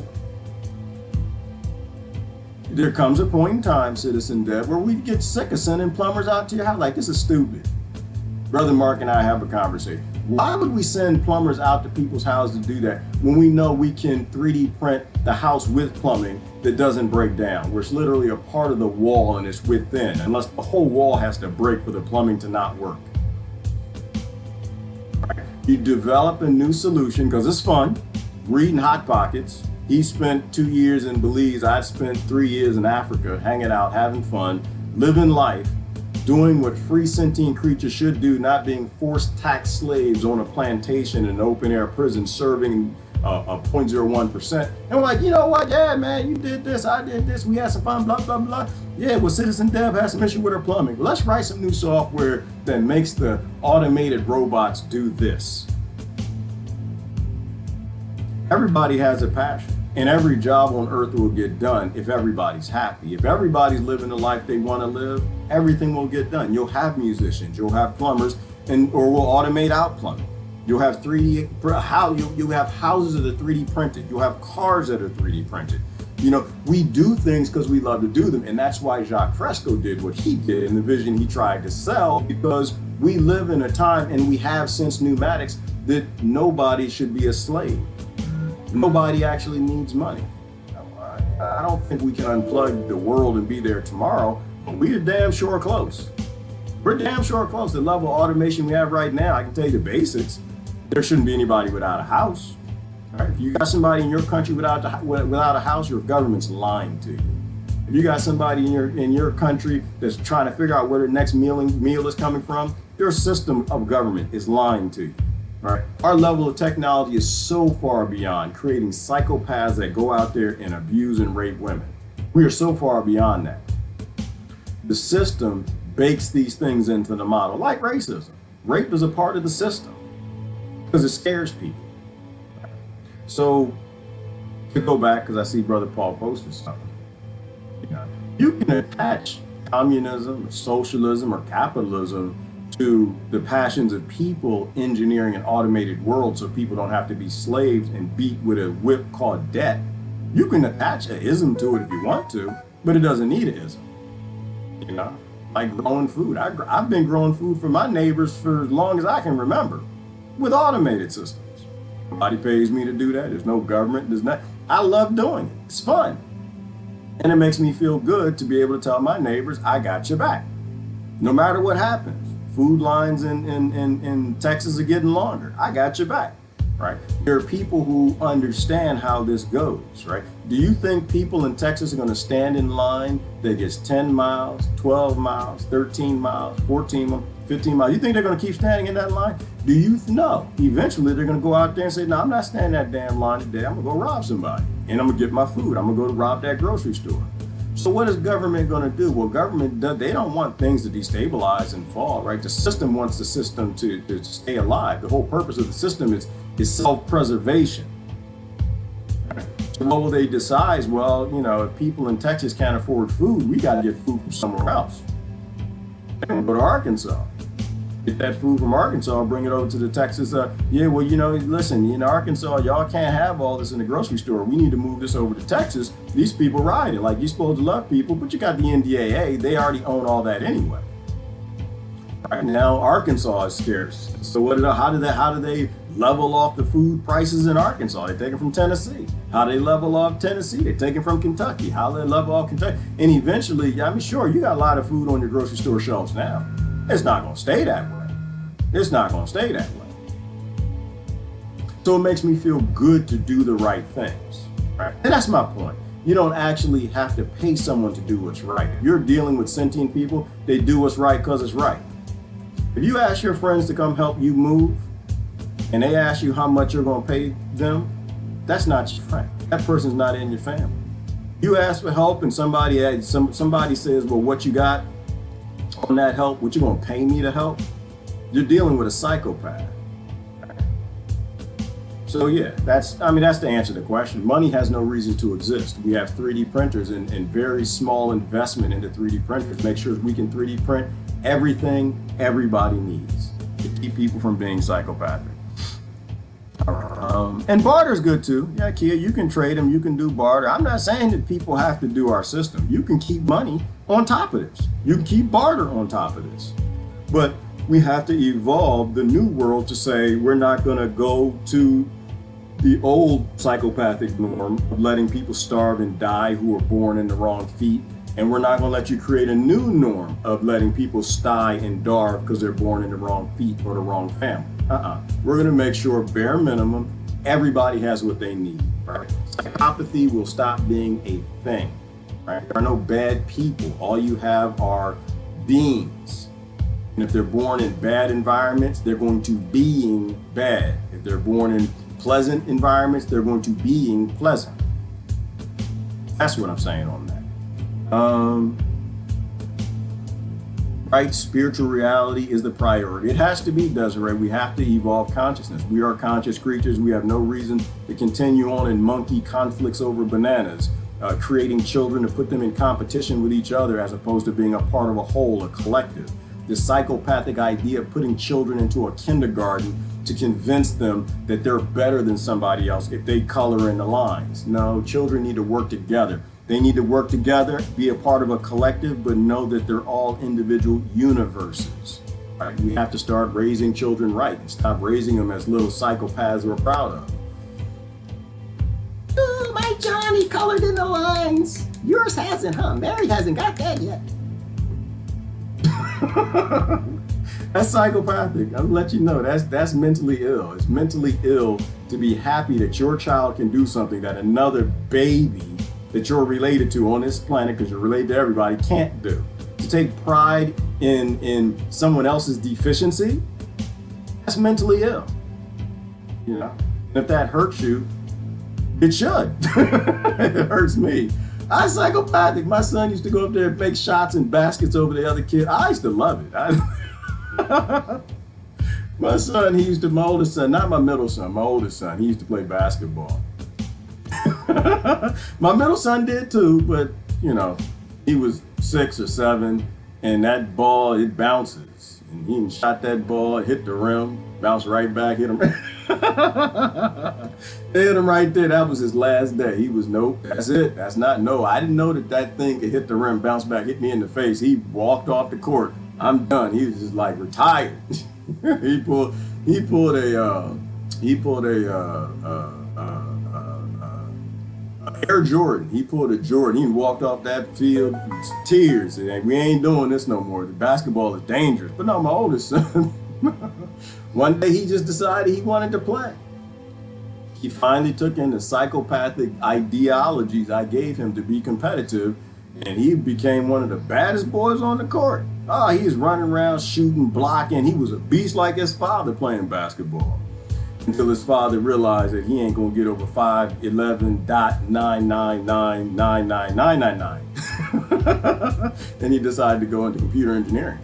No, he got out there, he's playing. I loved it. I was like, my son is competing, yeah! I was that father in the stadium, yelling and screaming. My son was shooting baskets, blocking shots. Yeah, that beat your little kid. I didn't say that, but I was happy he was doing it. But that was psychopathic. Something wrong with that. That was mentally ill.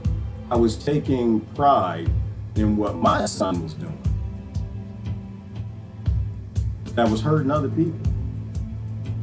or hurting other children.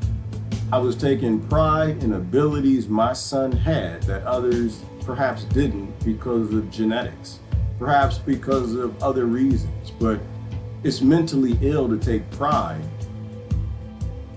in what we call success one has over another failure. You see what I'm saying? That's what I'm saying. That's why I'm saying I love this stuff. I love this self-examination and spending time in the mirror, because that's how we fix problems. You know, from my perspective, everybody's perfect but me.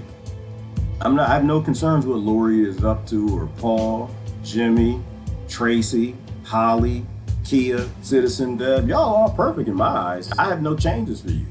All the changes I need are on me. They're all on me.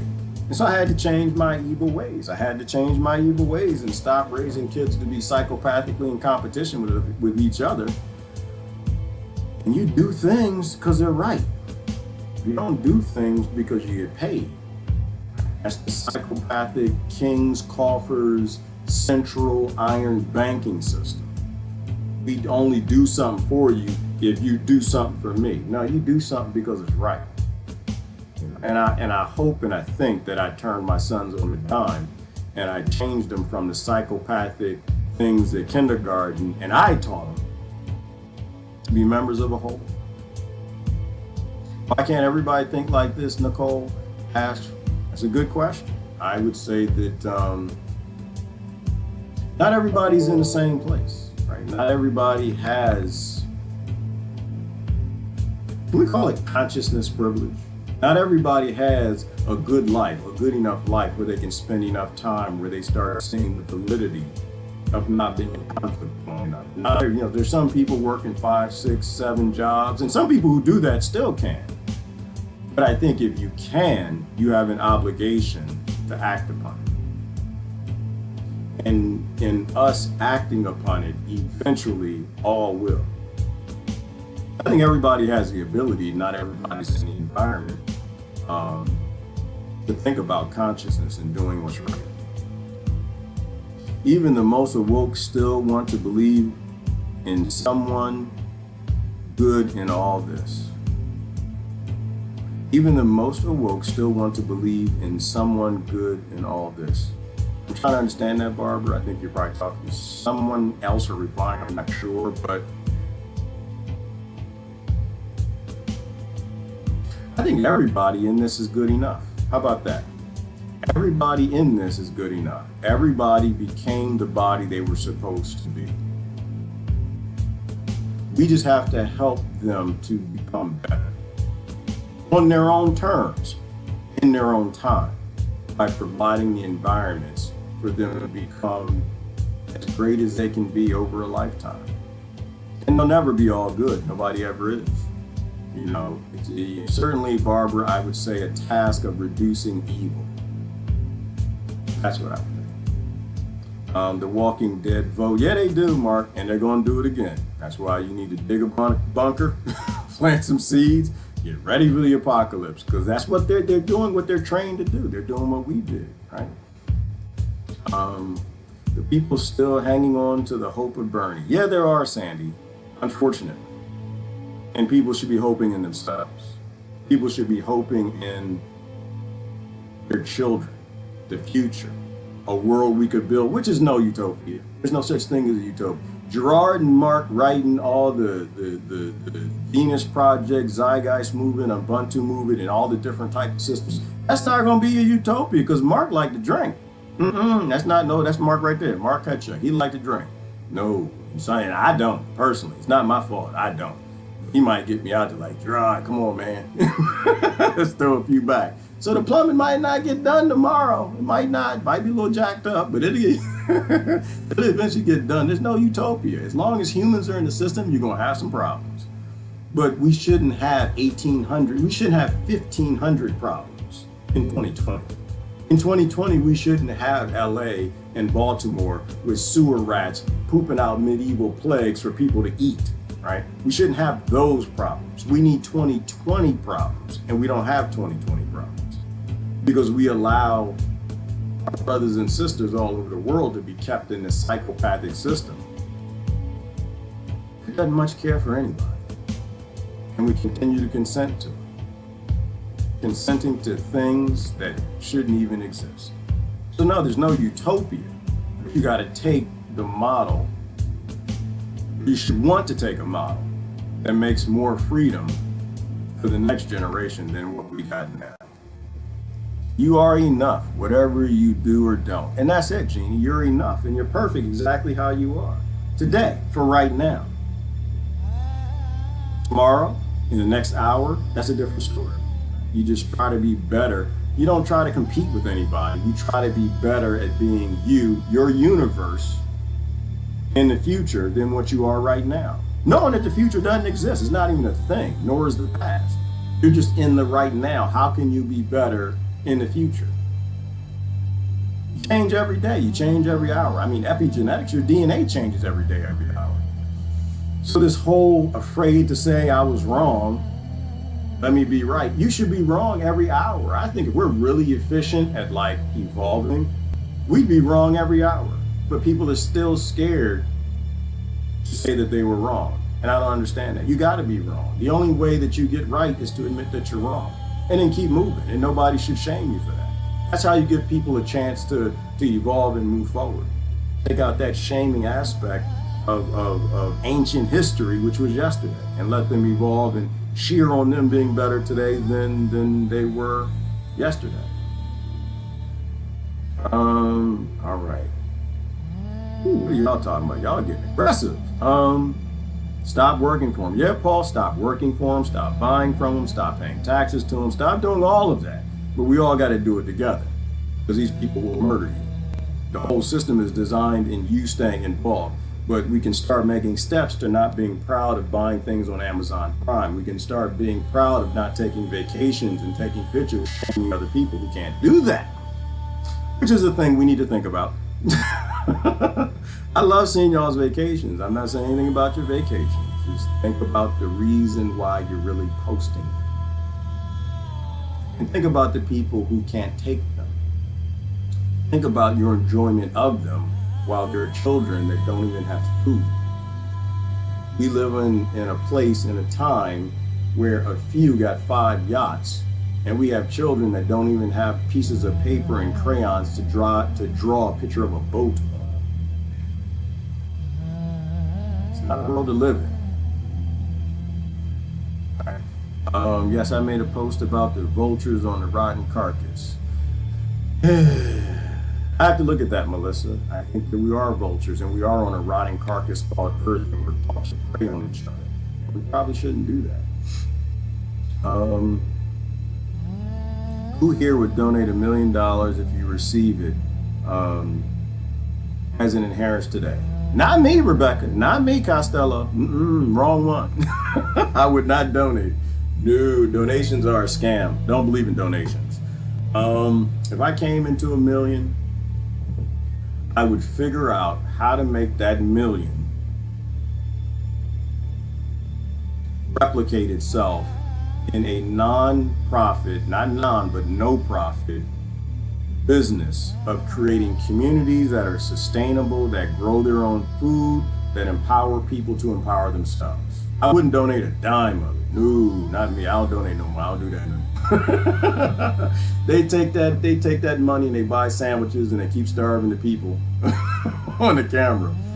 No, I would figure out how to make that $1 million free as many people in one local community that I could, living in an area free, tiny houses, growing food, automated systems, so that every day people would do less and less work. I'd have to get Brother Mark over there to make sure that, the first week, yeah, you might work for 30 hours. Next year, you might work for 20 hours a week. Next year, you might work for 3 hours a week. The next year, you might just work for 3 minutes a week, People would be free, they would be happy, but somehow it would have to infect the surrounding communities like the Ubuntu movement, wherein it would empower them. So the profit from what we do in feeding into the psychopathic, capitalistic, socialistic, communistic world, banking world, all run by the same capital, owned by the same few, all that profit would roll into surrounding communities. Right? Because there would be no need for profit. We would have everything that we need. We don't need profit. We would build a paradise, and we would teach other people to build a paradise. So yeah, I wouldn't donate a dime of it. I'm not a donation person. I realize, Rebecca, that the billionaires don't do it for a reason. It doesn't even take $1 billion to free the planet. It takes a hell of a lot less. They don't do it for a reason because they're scared. I think if you start to live at that level, you don't have real much of a choice. You can't rock the boat when you're on the boat. You're a part of the boat. We have to solve our problems from a place of not enchained to the system, you know. So I wouldn't keep none of it. I'd have my little tiny house right next to everybody else.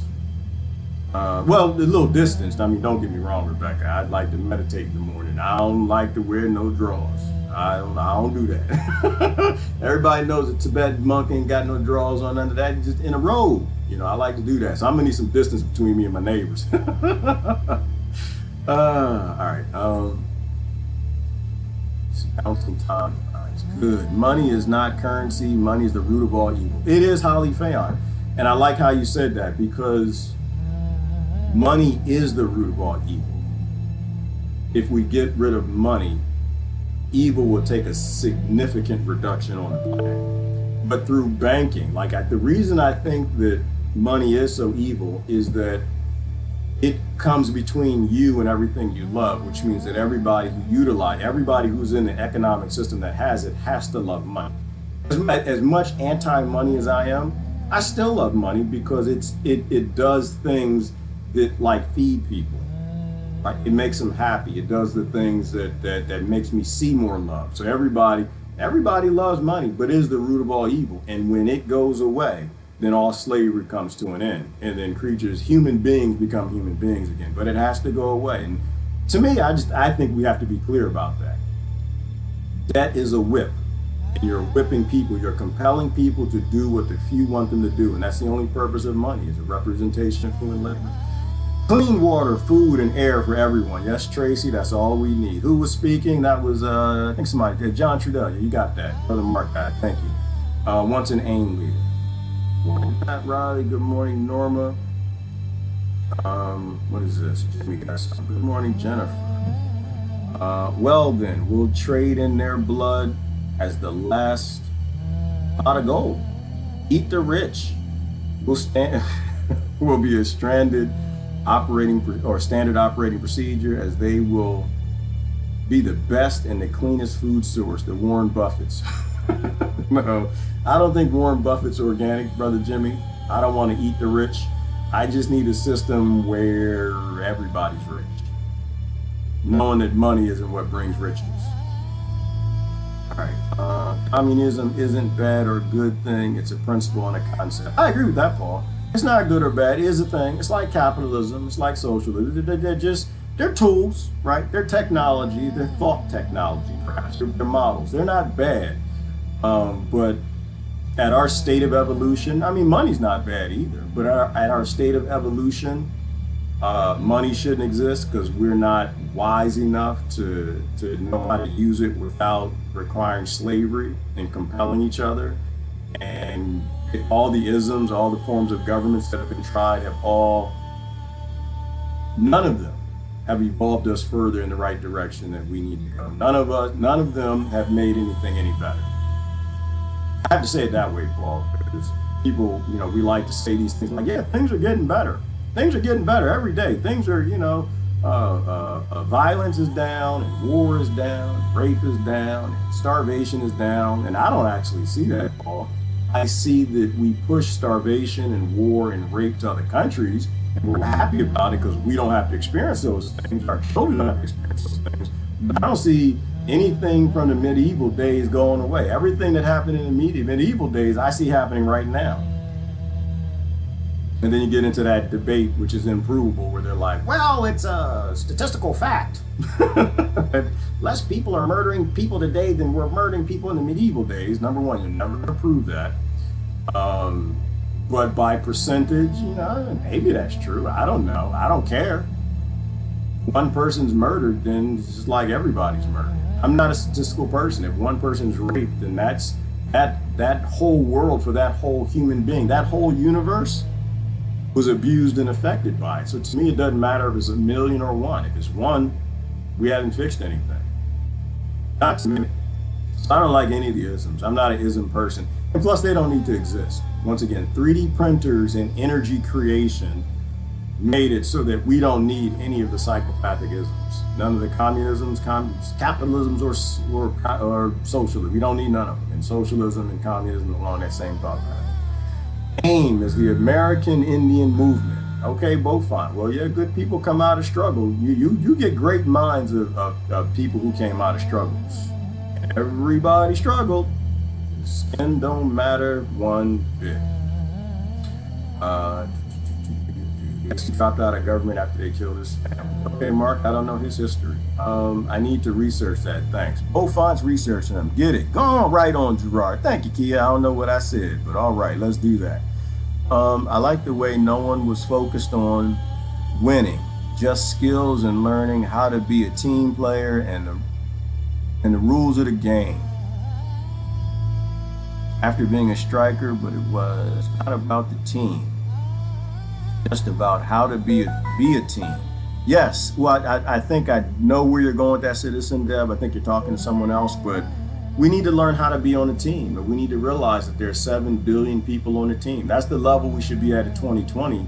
We should be at the 7 billion team. And then we need to expand that 7 billion to include the monkeys, and then include the giraffes, and include the polar bears, and include all of Earth, all Earth life, because they're all conscious. They're all conscious beings. That's real. We don't understand consciousness, but we know that they're all conscious. Money is a symptom of human greed. Oh, go on, Brother Paul. Hell yeah, I agree with that. Money is a symptom of human greed. Desire is on the cycle of karma. Okay, I'm gonna let you go with that one, Jeannie. I don't know where we're going, but I'm good with that. Capitalism is a recipe for inequality. Oh, it absolutely is, Paul. I like, you weren't here, we were talking about capitalism and cronyism. It's like, yeah, but capitalism is okay and cronyism is bad. And it's just like, no, cronyism is actually a part of capitalism. It's literally a system that works on inequality. That's how it's designed. And it's not ever a free market. It's not ever free market capital, won't ever be. It might be day one, it might be second one, but second two, you're gonna have cronies getting together, competing over capital. That's how that works. Right? Crony capitalism is capitalism. It all has to go away. You can't have a system based in capital, knowing that capital is the root of all evil, and the opposite of having capital is being in debt, and that's how slavery works. It's just a whip. You're using it as a whip to whip people. I need to move by G. Hopefully so, Lori. Well, a lot of people working on it. A lot of people working. There's a whole lot of people working on getting a plot of land. I can promise you this. I will not be here for your apocalypse. I can promise you that. I can promise you when the zombies start walking, that Stay Puft Man come out that mountain, Godzilla and Mothra come out the ocean, get to fighting each other. Because who said that 2020 was a training day for, I think Susan Jewell, what did she say? She said 2020 was like a training for 2021. And she just said, hang on in there, Cream Puff. Hang on, to 2020 is not bad. This ship is not at all where it's going. Grab a plot of land and get the hell out of here. It might be real far down. I'm not gonna bother going all the way down. Too far down. Is it a day we can hop on? I'll be down. Sure, Holly. Y'all want to do an after panel? I gotta have at least 3. At least 3. If at least 3 people want to come on, we'll do an after party, after panel, so y'all can get out what you need to get out. So Howie is 1. Let me know if we got 2 more. And it's easy. It's just a Be Live. All you do is click the link and then your face appears. Or you don't have to show your face if you don't want to. If you want to say something. Competition is hate. Lori, I agree with that, and I think it is. I never viewed it that way till later in life. I think now you'll only be in conflict with somebody that you hate. I don't feel that I'm in conflict with anybody anymore. I don't care to be in conflict with people. I don't even care. Lori, I was explaining debating this weekend.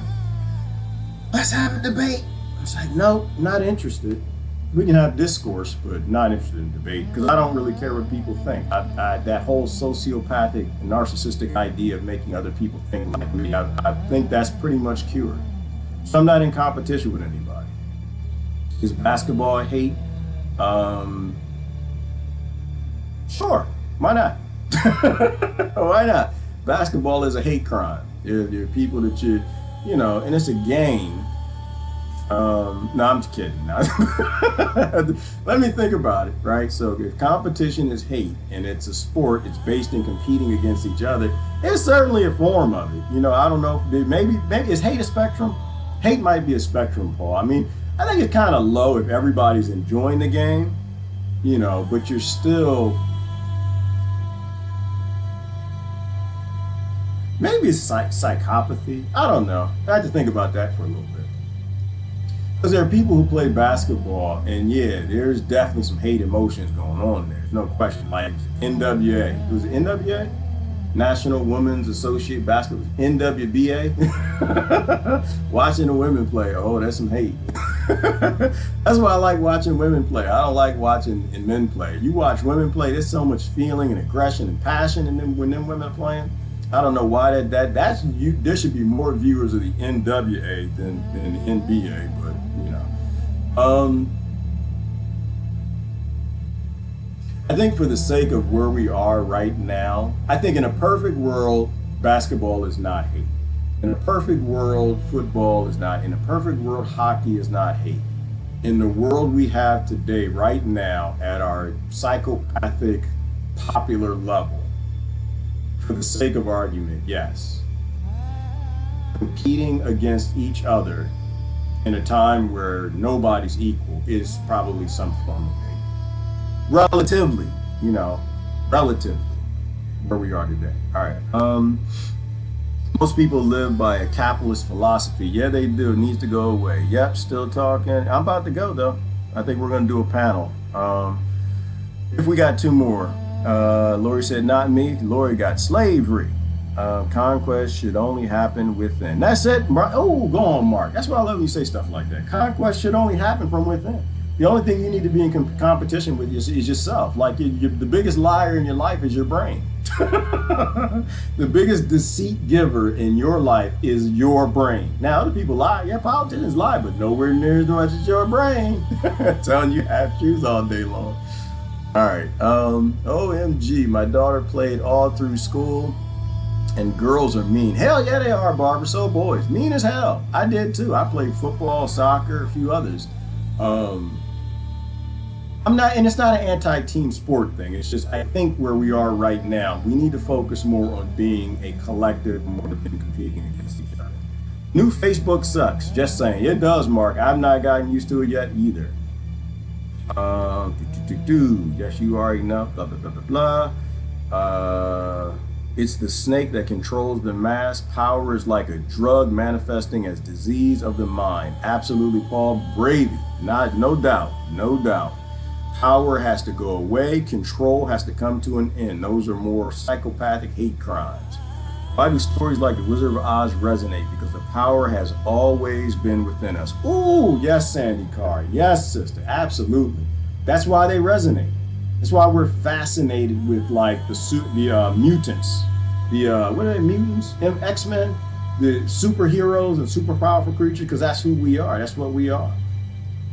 The dark side has everyone. It does, Jeannie. We live in a dark system. It's time to turn the lights on. It's dark in here. I'm tired of tripping over myself, falling, hitting my face. We need to evolve past that.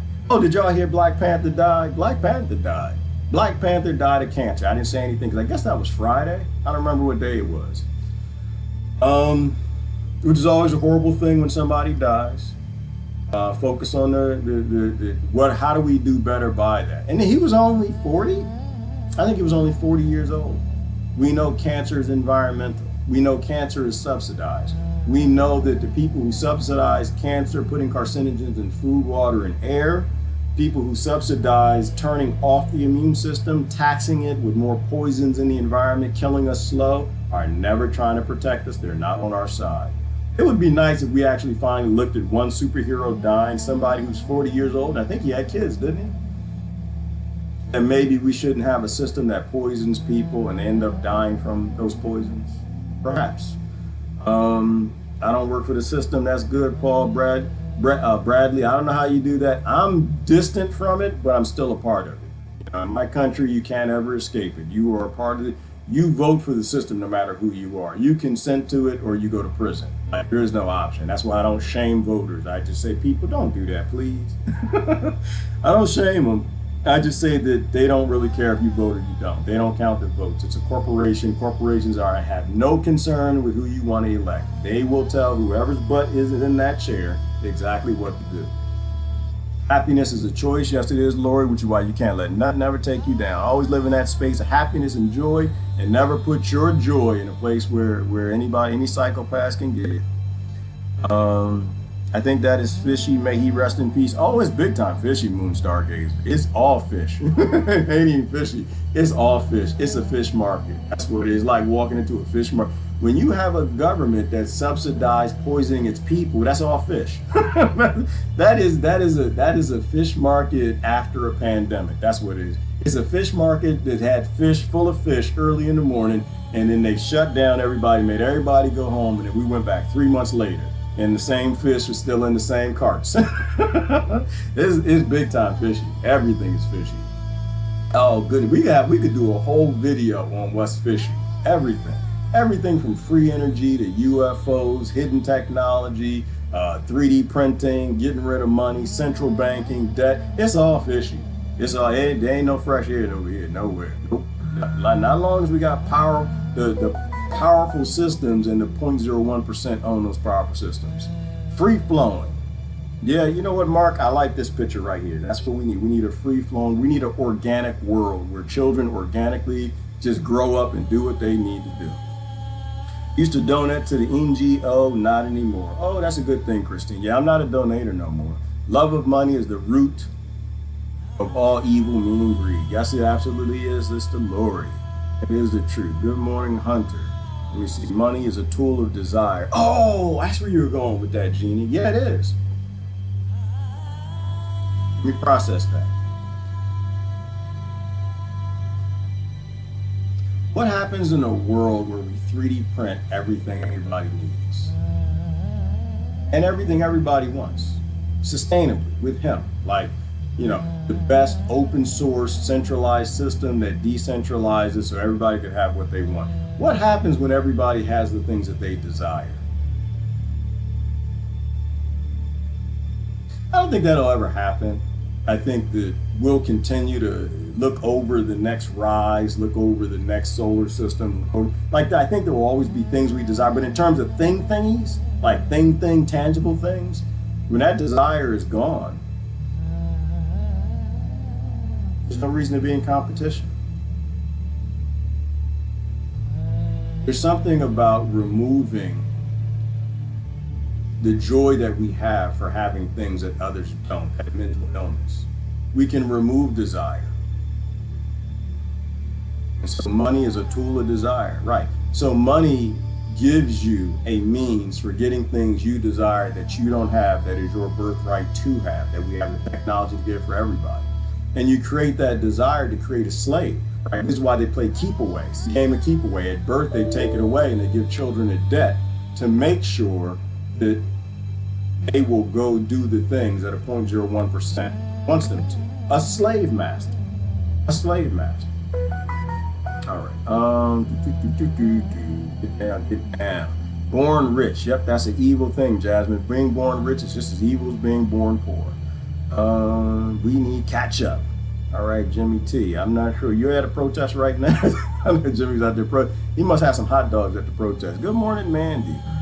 Money is a symptom of human greed. Absolutely. Amen. Y'all on it. Y'all. You know, the funny thing, when we first started talking about getting rid of money, people used to get upset all the time. I think it's resonating.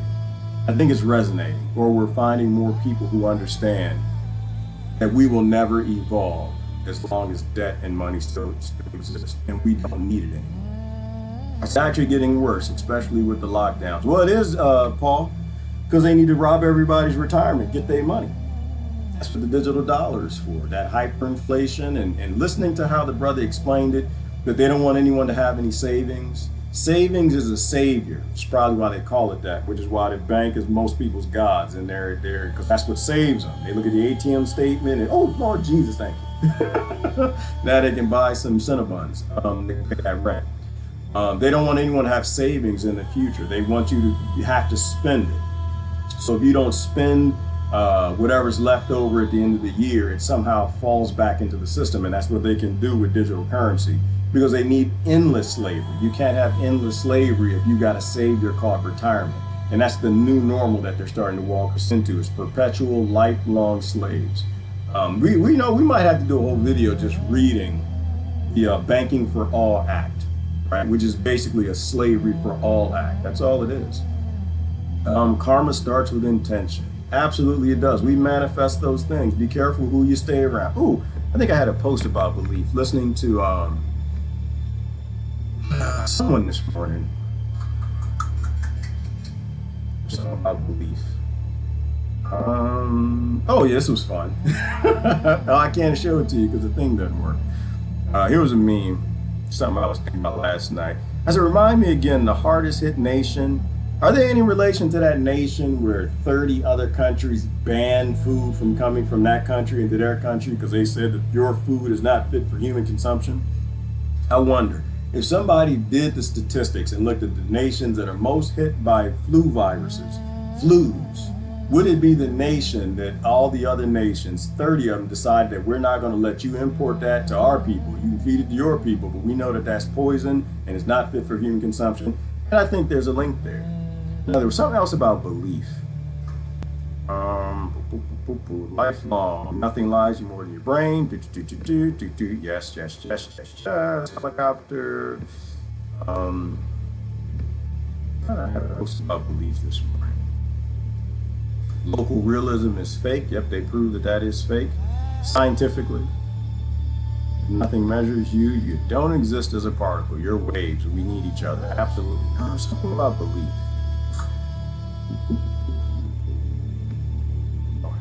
Theory. There you go. Science and religion. Oh, science and religions agree. There's nothing more dangerous or empowering than belief. Be very weary of your witchcraft.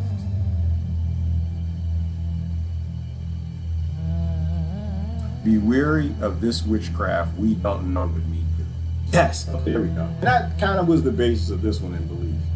Right, that we're all witches. We all have witchcraft. Everybody's practicing whether they know it or not. The things you believe become real. The things that you believe manifest into reality. You are literally making victims out of people based on the things that you believe. Be very wary of who you spend the most time with who form your reality, especially if it's the damn television. Don't spend too much time with her. She'll ruin you. Be very weary. Very weary. And I probably spelled it wrong because somebody just put that on it. Pat, I done told you. You can hit me with the King's grammar all you want. Y'all grammar Nazis, get to it. I don't care nothing about that king, so I don't care nothing about his language, his psychopathy, his language, his grammar, where I'm supposed to put periods, how he's supposed to spell stuff. That's all fantasy. It's the fake world. Good morning, Jonathan. I'm about to go. Break the chains that bind you. This is Brother Pat Riley. My platform of the year. I found out it's legal. It's on. What is your platform of the year, Holly? Enough. We start creating in life with life. Yes, we need to be creators. That's what we are, Kia. We are life, and we do create life. We love to create things, but we need to be free to do that instead of working for a 0.01% that stops our creativity and bans it when it gets too creative with that Invention Security Act, 1951. At one point between soccer and scouts, I had every day except Sunday having an activity. Let me see, living in reverse with life. We are, Kia. The Man Who Quit Money. Good book by Mark Sundin. Awesome, sounds good. We need to quit money globally. Beliefs end your search and evolving your mind. It's like a kill switch. Ooh, yes, ooh, go on, Kia. Because what I'm hearing on that one is Your beliefs are like you building a wall. It's like you walling yourself in, like you already know enough so you can go ahead and put that wall up. I believe this. And that's why I like the word thought over belief. I think a lot. I think a lot. And because I think a lot, I get shadow banned a lot. Because I think a lot, people think I'm high all the time, and I do cannabis a lot. I never had it. I did oregano bis. But when you create a belief where you believe it, then you can act on it. Because to you it's true. And we don't know it's true. We live in a false reality where nothing we know is real. Not even us. Powerful, powerful times. Max Headroom. All right, Holly. All right, I got to go, got to go, got to go, got to go. Fun fact, I've never seen a dead person. Oh, wow. Not once. No, Paul? Goodness gracious, you should have grew up with me. Oh, no, I grew up in the Washington, D.C. area. Seeing dead people was like, that was just an afternoon trip, and your mom would take you through D.C. on accident. You see, it was like Stand By Me on crack. Yo, you see dead people. Wasn't no thing to see dead people. It was everywhere. The nation's capital. That should be a hint to you. Talking about chickens coming home to roost. You go blow up other people's nations. You're going to see death all around your capital city. Yeah, right. Get down. The Lorax. Okay, I've never seen the Lorax. I need the need. What do you need the need, Riley? Are you smoking? You would need a S-hole or a S-load of 3D printers. Yes, you would, Paul, and very big ones too. Or you just need some automated robots that could actually 3D print. It don't have to be too big, but we need a lot of them. But we need less 3D printers than drones. That's the point. You need a whole bunch of 3D printers, but a lot less than drones. We already got drones, so we know we can make them. We're just not doing it. We don't force our government to resource sentient things. We let them continue to cycle in the path because the left hates the right and the right hates the left. And it has to be evolved. You got to resource it, right? You can resource 3D printers to 3D print anything, but we have to invest in it, and we're not investing in it. I have 150 acres in Norway looking for serious people to build a model village using the principles. And that's a great thing, Paul. Get people on that land and get it going. Get them tiny houses up, get the food growing, because people going to need it. Religion is first and foremost a political mechanism. They don't want you to render your own beliefs for yourself, form your own meditative experiences with reality itself. Absolutely, Beaufont. But if you met me when I was in the church, I'd be like, that man's crazy. Nah. Here's what I believe. Everybody else need to believe what I believe, damn it, or you're going to hell. You know, but the church never taught spirituality. They never taught the Gnostic texts, which is why they took all those Gnostic texts out of the Bible. And on that, I had a friend studying Gnostic texts this week, and who sent me that? Somebody said, yeah, I read Gnostic texts. You need to come on the show and talk to us about Gnosticism. God is within. God is within you. God is not within King James. You don't need to look within King James or the Pope. You need to look for God within you, and whatever that God is good. Is good. Planck energy, consciousness, spirituality, God is within. God is not in a book. God, what kind of God would put themselves in a book? Just think about that for me. Say you God. Would you let the monkeys put you in a book? No, you wouldn't. Because God is ever changing and dynamic. Books don't ever change.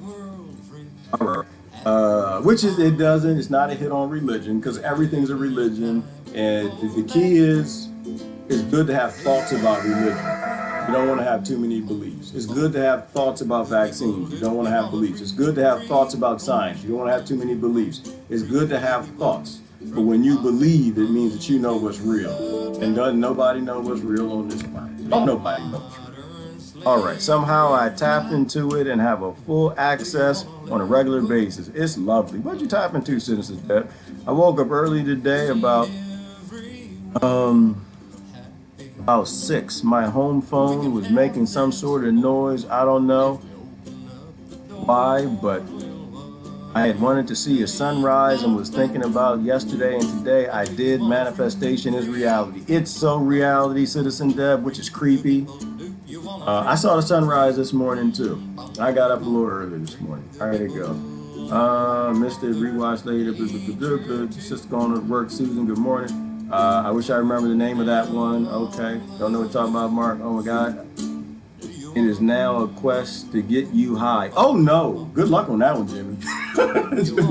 Jimmy said it's a quest to get me. Good luck. Good luck, brother. No, I tell you what, I will break laws that I think are unjust. And the laws that are unjust that they're too good at doing with people who look like me with bald heads and brown skin, nah, it's not gonna happen, brother. It's not gonna happen. You had to get me in a place where it's free to do. And ain't no DEA, nobody showing to.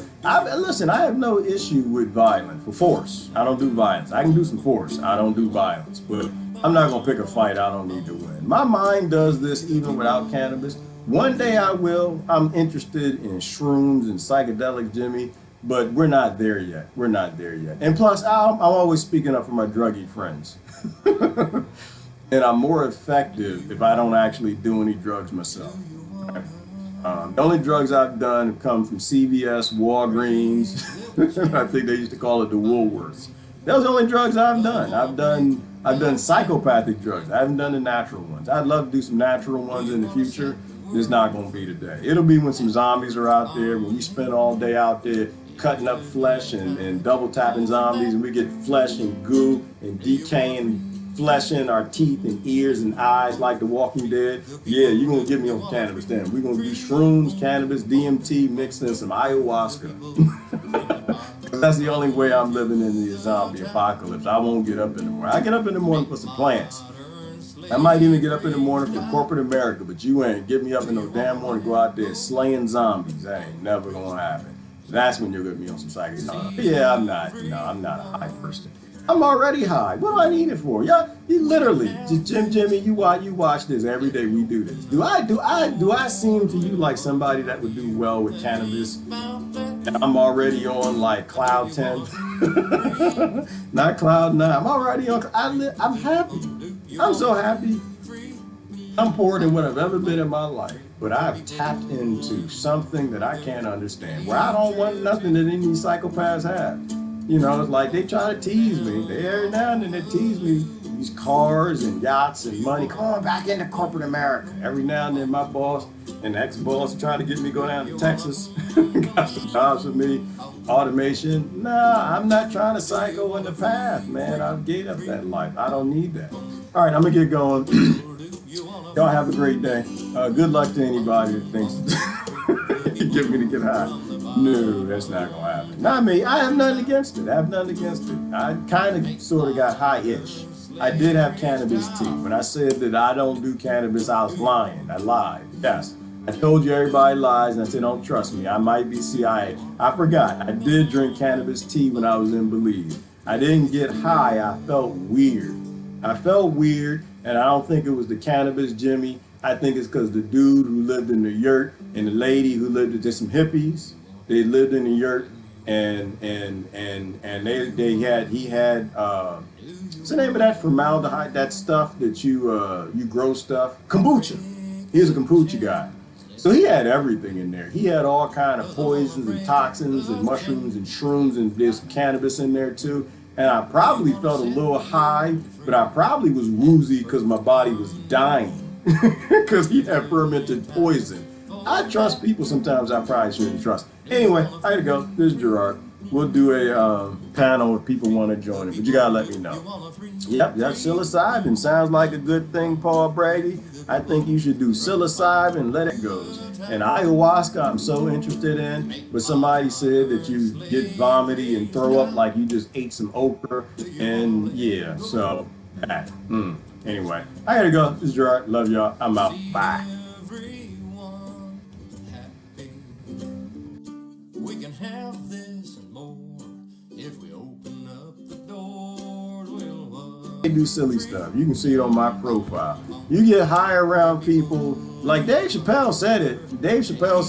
Yeah, I ain't never getting high around y'all again, but that's not gonna happen. That's why you don't get high, because you don't trust nobody to get high around, because you don't never what they might do to you. That lady that they cellophane to the chair, y'all saw.